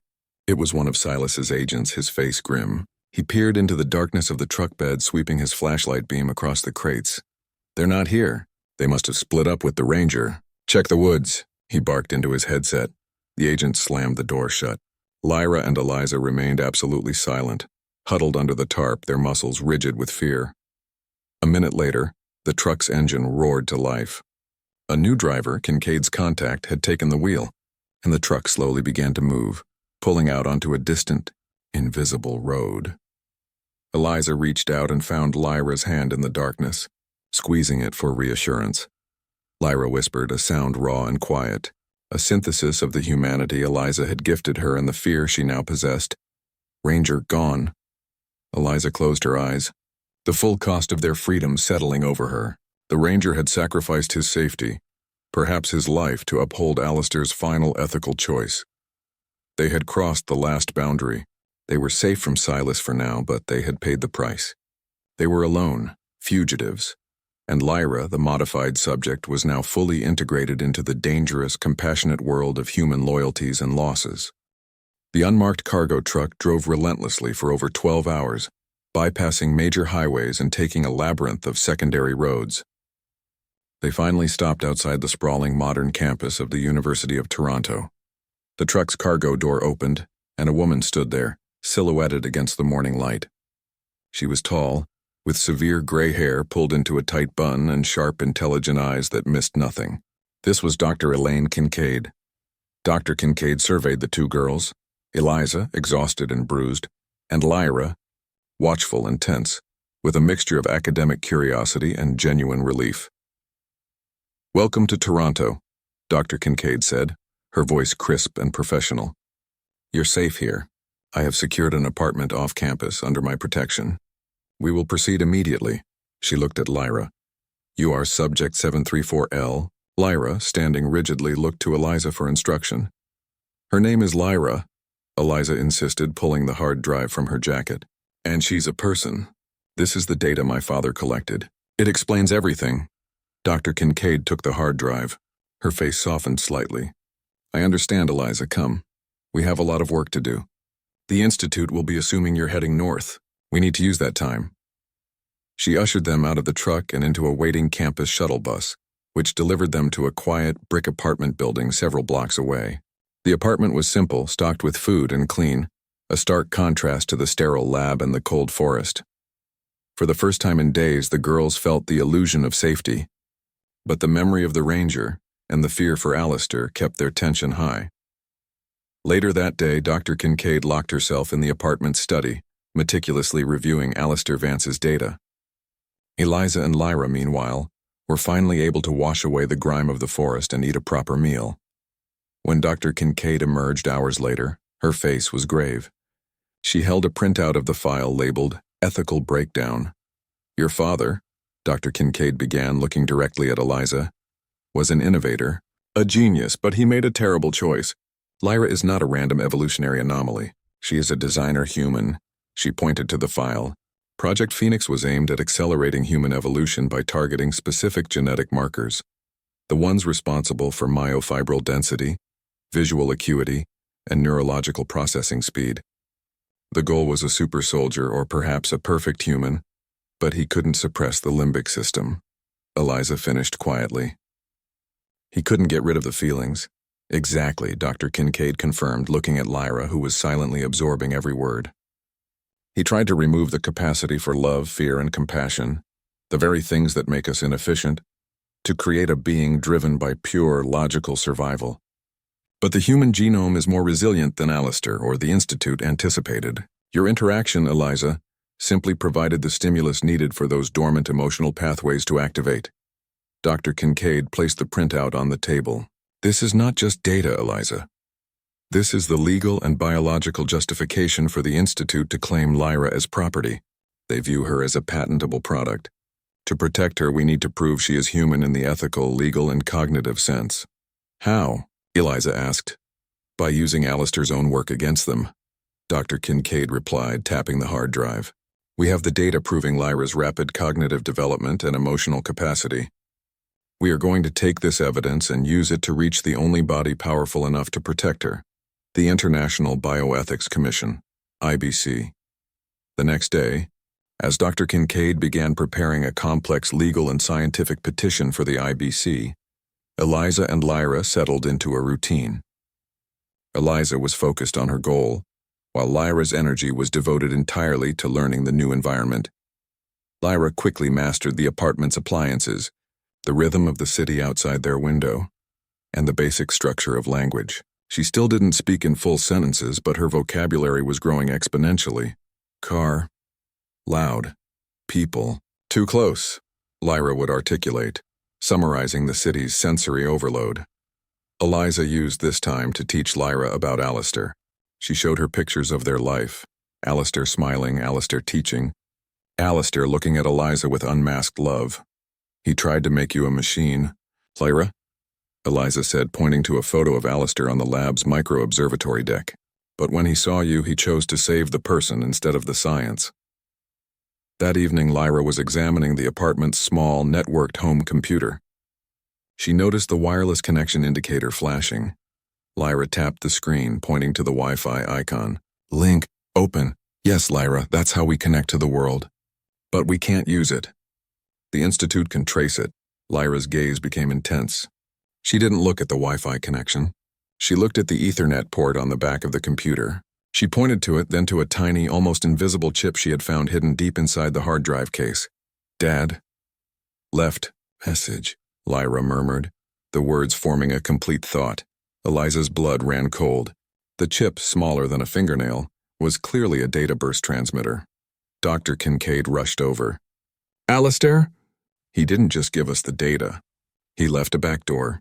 He must have built a failsafe into the hard drive itself.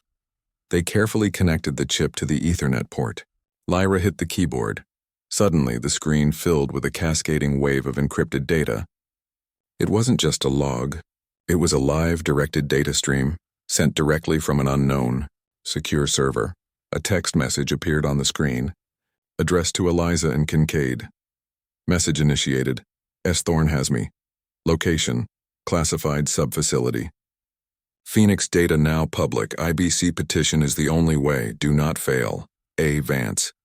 Alistair was alive. He was in the Institute's custody, and he was broadcasting his own capture to them. By doing so, he was confirming that the Phoenix data was now public knowledge, forcing the Institute's hand and validating their urgent need to approach the IBC. The message flickered off. The transmission was complete.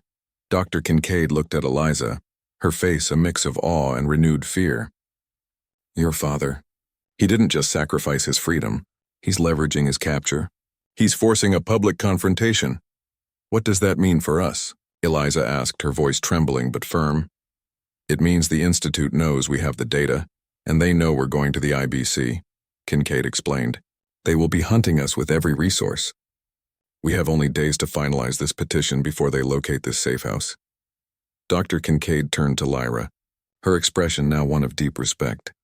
Lyra, to protect you and save your father, we need to prove your cognitive ability to the world's most skeptical scientists. We need a live, observable, and testable demonstration of your humanity. Lyra looked at the screen, then at Eliza, and then at Kincaid. She pointed to herself. Lyra, show. The three of them, the disillusioned scientist, the empathetic girl, and the genetically engineered subject had reached their critical turning point. They had the evidence, they had the message, and now they had to prepare for the ultimate ethical gambit, putting Lyra's very humanity on trial. Dr. Kincaid, using her deep contacts within the global academic community, secured an emergency hearing with the International Bioethics Commission, IBC. The location was a small, high-security facility hidden beneath an old government building in Geneva, Switzerland, chosen specifically for its neutrality and remoteness from the Institute's known networks.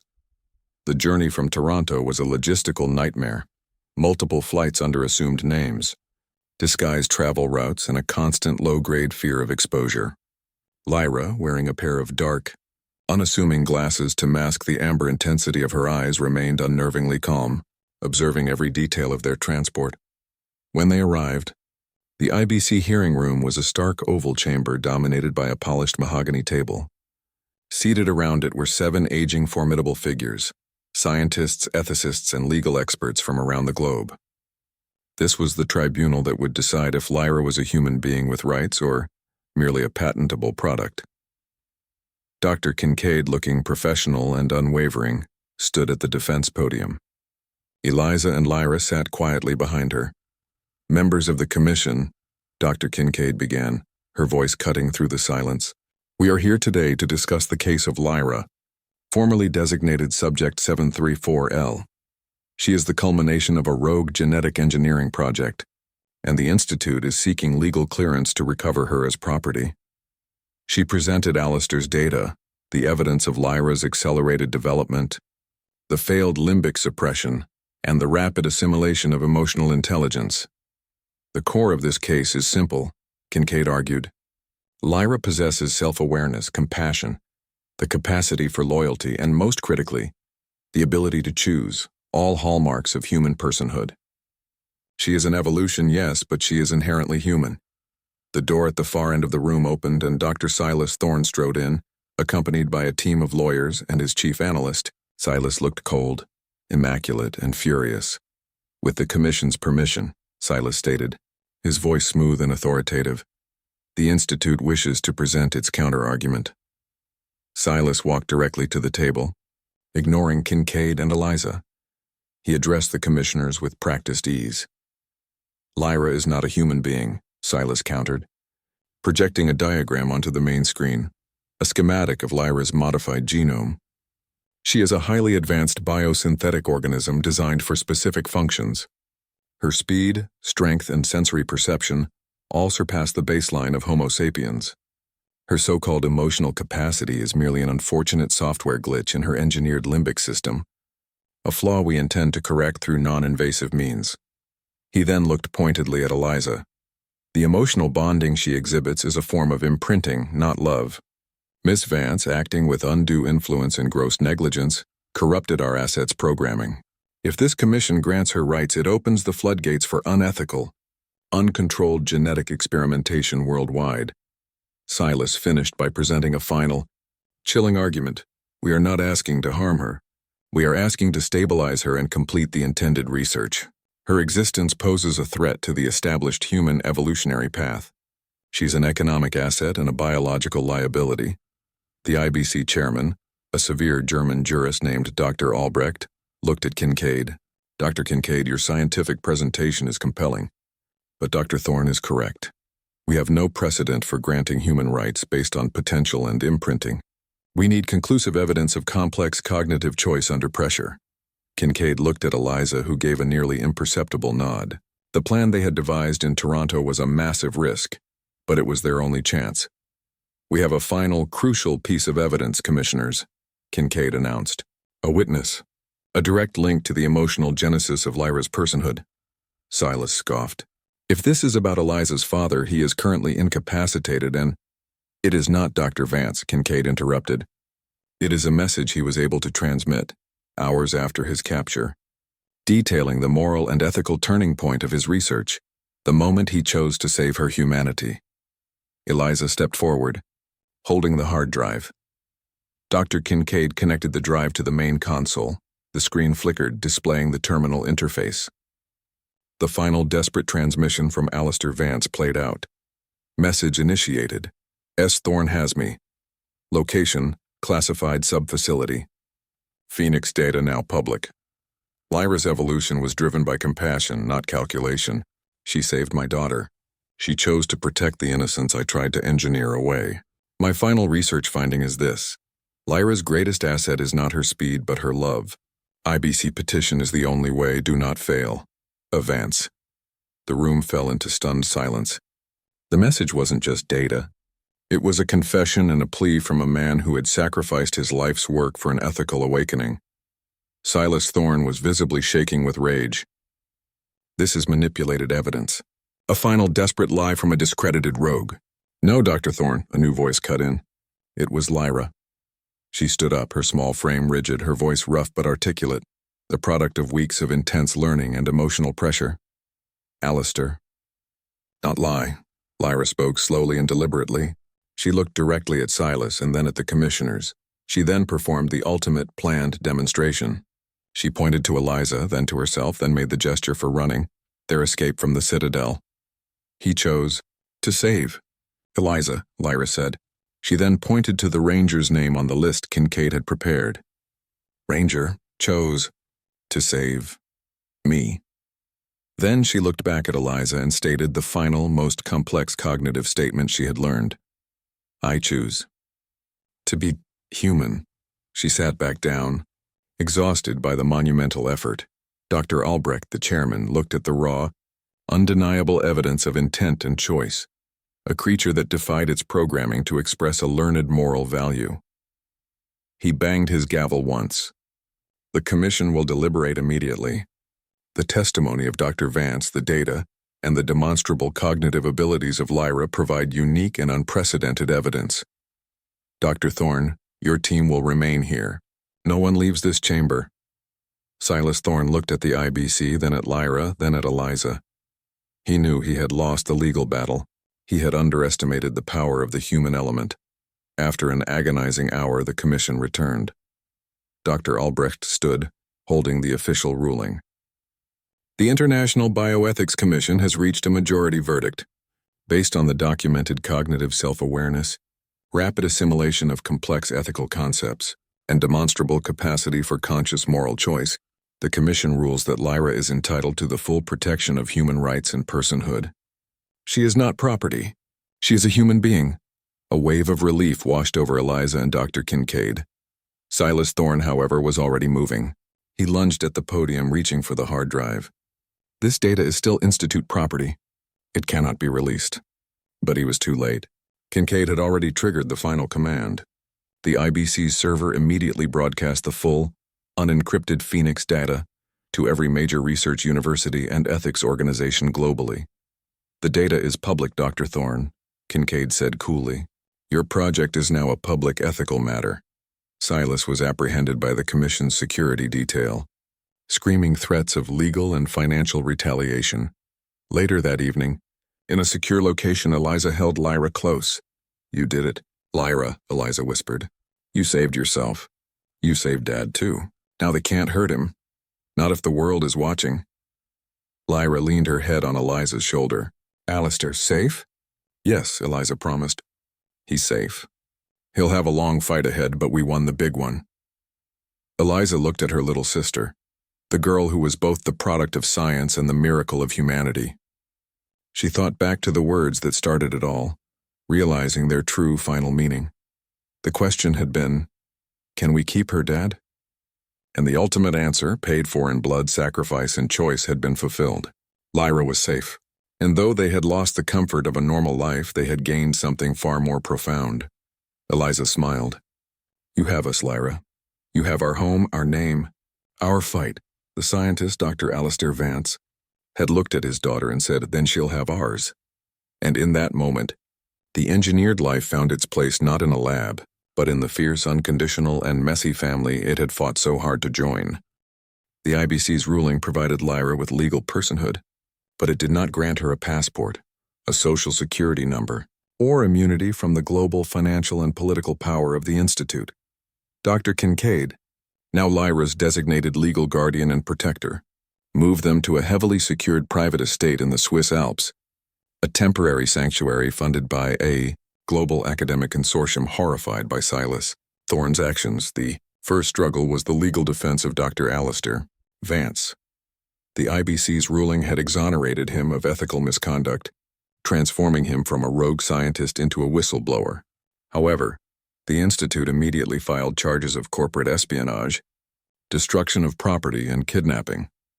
Dr. Kincaid's defense team worked tirelessly, leveraging the public outcry against the Institute's eugenics program. Eliza received regular, encrypted updates from her father's defense team. "He's alive, Eliza," Kincaid told her one morning. "The conditions are harsh, but the international attention is keeping him safe from Thorne. The trial will be long, messy, and public. He's fighting his own battle, just like we are." Eliza spent hours in the estate's vast library, reading law books and genetics journals, preparing herself to testify in her father's defense. Lyra, meanwhile, was undergoing the second phase of her rapid evolution, the socialization phase. Lyra's legal personhood meant she had the right to education.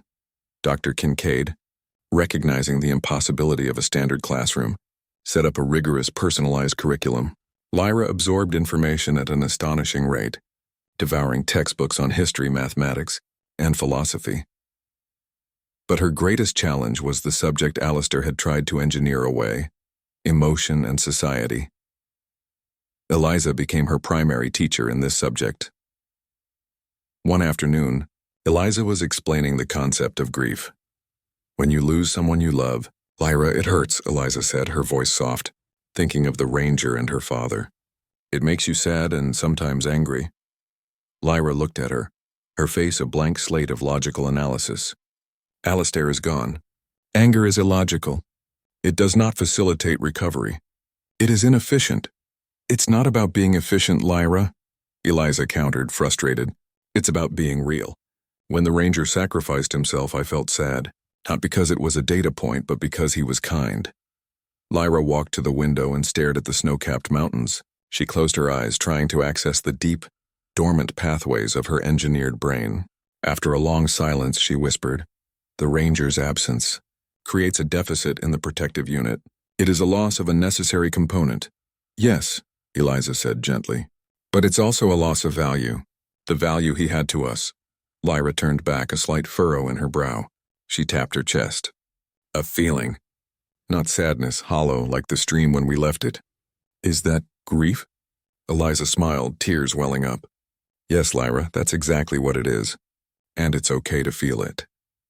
This was Lyra's long fight, the daily struggle to reconcile her engineered logic with her adopted humanity. Despite the high security, the Institute's influence was a constant, invisible threat. Silas Thorne was using his vast resources to paint Lyra as a dangerous, unstable entity. He leaked carefully edited excerpts of Alistair's logs, highlighting Lyra's speed and strength, and labeling her a biological weapon that could turn on humanity at any time. The girls and Kincaid had to be constantly vigilant. One evening, Lyra detected an anomaly in the estate's security perimeter. Lyra had been practicing her new language skills by reading a complex novel, but her eyes flickered to the window. "Eliza, outside, heat signature. Too low for animal. Too slow for human." Kincaid activated the perimeter surveillance cameras. On the edge of the forest, blending perfectly with the shadows, was a figure in a specialized thermal dampening suit, an Institute operative. "They're not trying to capture Lyra," Kincaid realized, watching the operative retreat after a few seconds. "They're just confirming our location.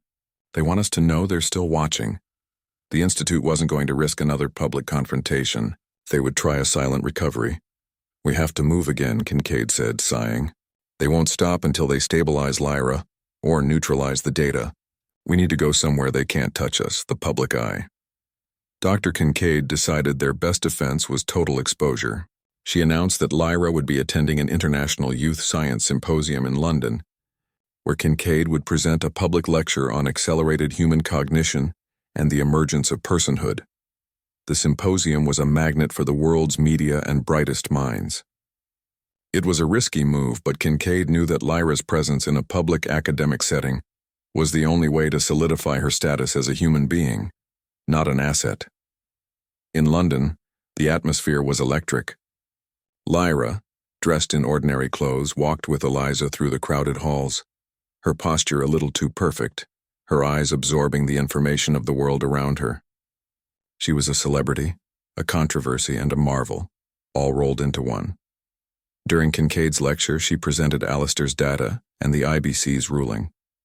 Then Lyra stepped up to the podium.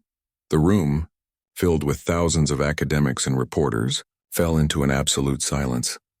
Lyra spoke, her voice still slightly rough, but clear and deliberate. "I am Lyra. Subject 734L was my designation. The Institute created my speed, my strength, my ability to see far." She paused, looking directly into the camera lenses. "But the data is incomplete. The Institute did not create choice. They did not create loyalty. They did not create the ability to feel hollow when a friend is gone." She pointed to the picture of Alistair on the screen. "Dr. Vance chose to give me ours. He chose human." She finished her statement with a simple yet profound closing. "I am not a weapon. I am a daughter, and I will choose to fight for the man who chose to save me." The room erupted. The image of the biological weapon was instantly replaced by the image of a courageous girl fighting for her father. Lyra's public testimony cemented her place in the human narrative. The following months were a blur of legal motions, public debates, and continuous movement. The Institute's legal team was crippled by the public relations disaster following Lyra's speech. The climax came 6 months later. Dr. Alistair Vance was formally acquitted of all major charges. The court ruled that his actions were motivated by an ethical imperative, a necessary defense against a corporate crime against humanity. He was released, free but broken by his ordeal. Eliza and Lyra met him at the airport, a small, private reunion orchestrated by Dr. Kincaid. Alistair looked thinner, older, but his eyes, though tired, held a warmth that had been absent for years.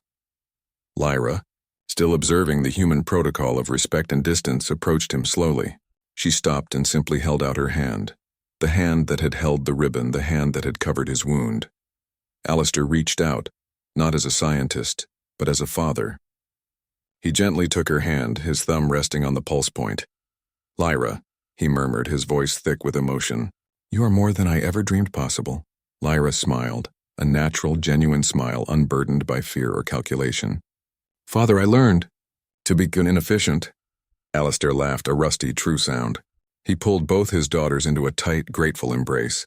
The final victory was not in the courtroom, but in this quiet family moment. Alistair had lost his reputation, his facility, and his life's work, but he had gained his family and his humanity back. Eliza looked at her father and Lyra. The struggle was not over. They would always have to live under the threat of the Institute's shadow. But they would face it together. The novel ends with the quiet certainty of their future. Lyra had their name, their love, and their never-ending fight. The scientist, Dr. Alistair Vance, looked at his daughter and the evolved life she had protected, and the promise was fully realized. Then she'll have ours.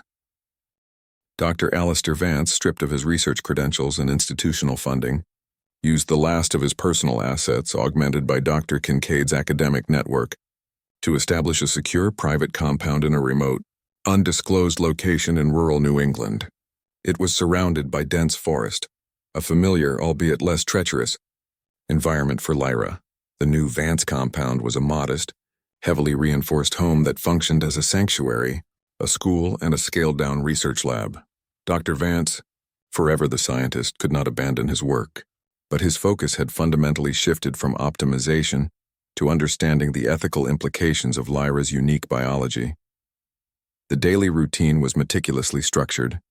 Mornings were dedicated to Lyra's advanced studies, guided by Alistair and Eliza. Afternoons were focused on physical training and Lyra's growing mastery of social nuances. And evenings were spent reviewing security protocols and the constant flow of legal documents. "We must accept that the Institute will never cease monitoring us," Alistair explained one evening, tracing a perimeter line on a digital map. "Silas Thorne may be politically ruined, but the data, Lyra's unique sequence, is still a massive financial incentive. We live in a state of controlled vigilance." Lyra, now 17 months removed from her escape, had physically matured and fully integrated into the family unit. Her speech was fluent, though still marked by a precise, efficient syntax. Her relationship with Alistair had evolved into a profound respect, mixing the familial warmth of a daughter with the intense intellectual connection of two scientific minds. One afternoon, Lyra found Alistair staring at a microscope, analyzing a slide containing his old tissue cultures. He looked defeated. "Father," Lyra said, placing a gentle hand on his shoulder, "this is old data. Inefficient to review," Alistair sighed. "It's the culture of Subject 14B failed containment.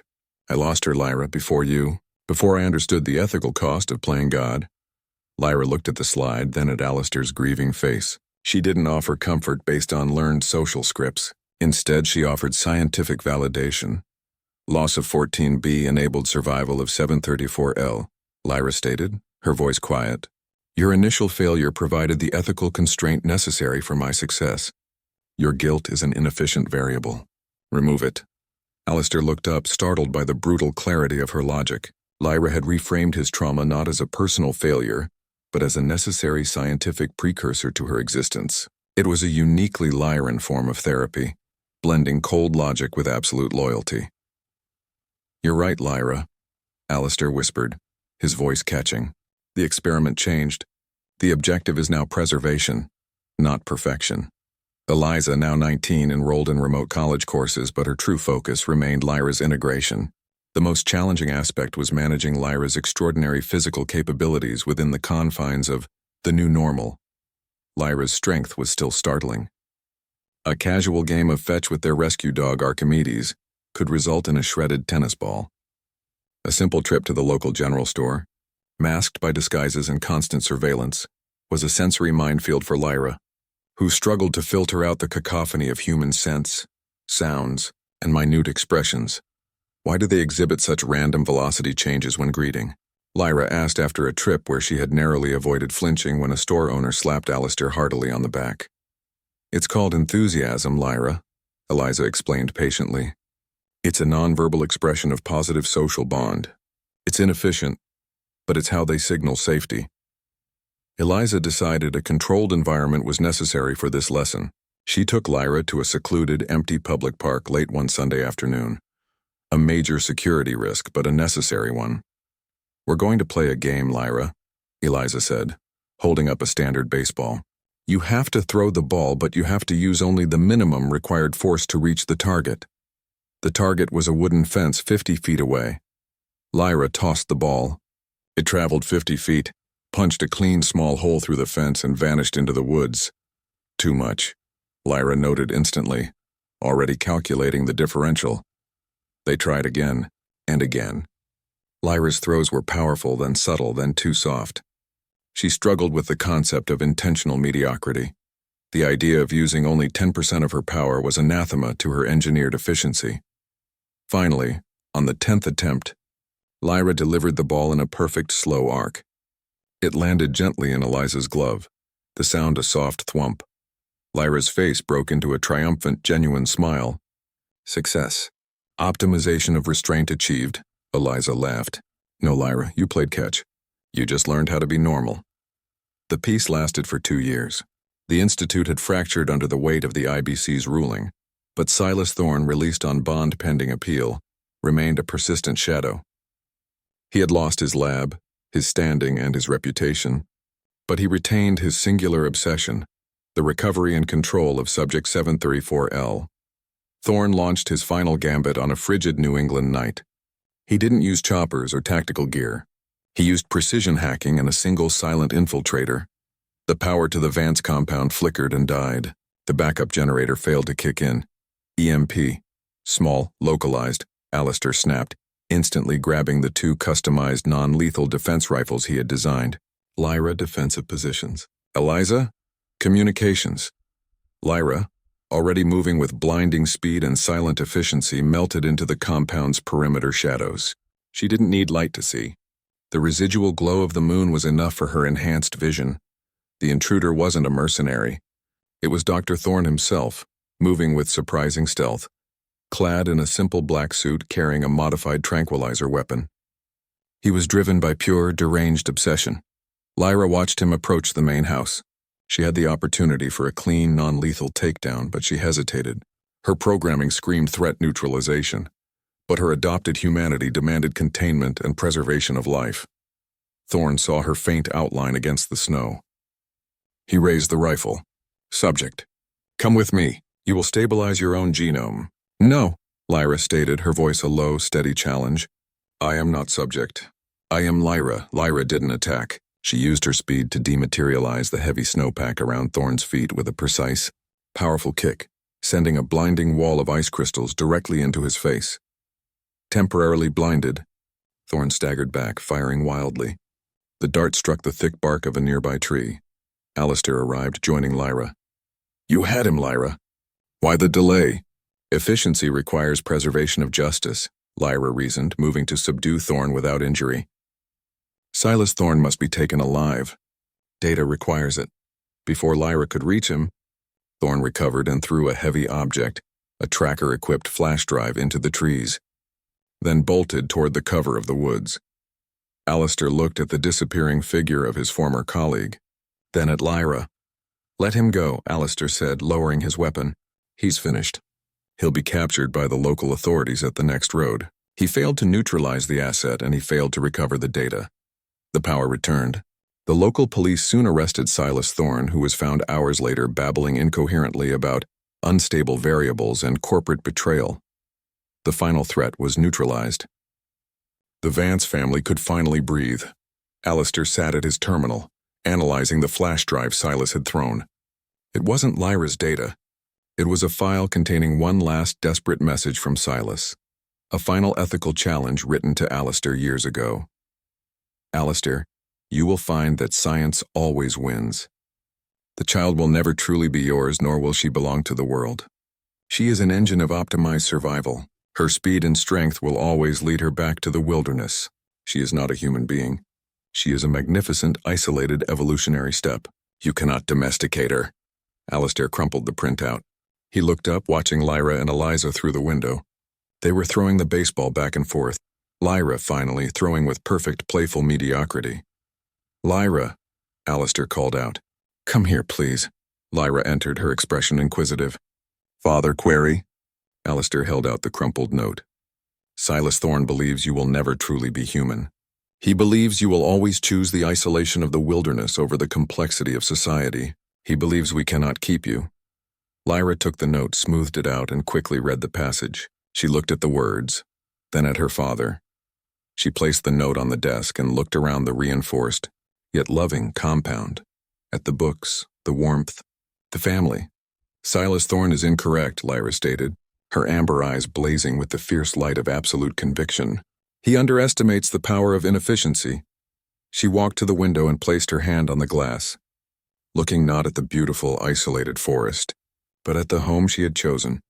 "My speed is for defense. My strength is for loyalty. My existence is for ours." Lyra turned back to Alistair, her human choice fully formed. Alistair smiled, his heart finally free of guilt. He had lost the subject, but he had found the family. He had lost his life's work, but he had enabled a new, unexpected evolution of humanity, one founded on love, not logic. The scientist, Dr. Alistair Vance, had looked at his daughter and made a solemn vow. "Then she'll have ours." And she did. She had their name, their knowledge, their fierce protection, and their love, the most illogical, inefficient, and beautiful defense system in the world.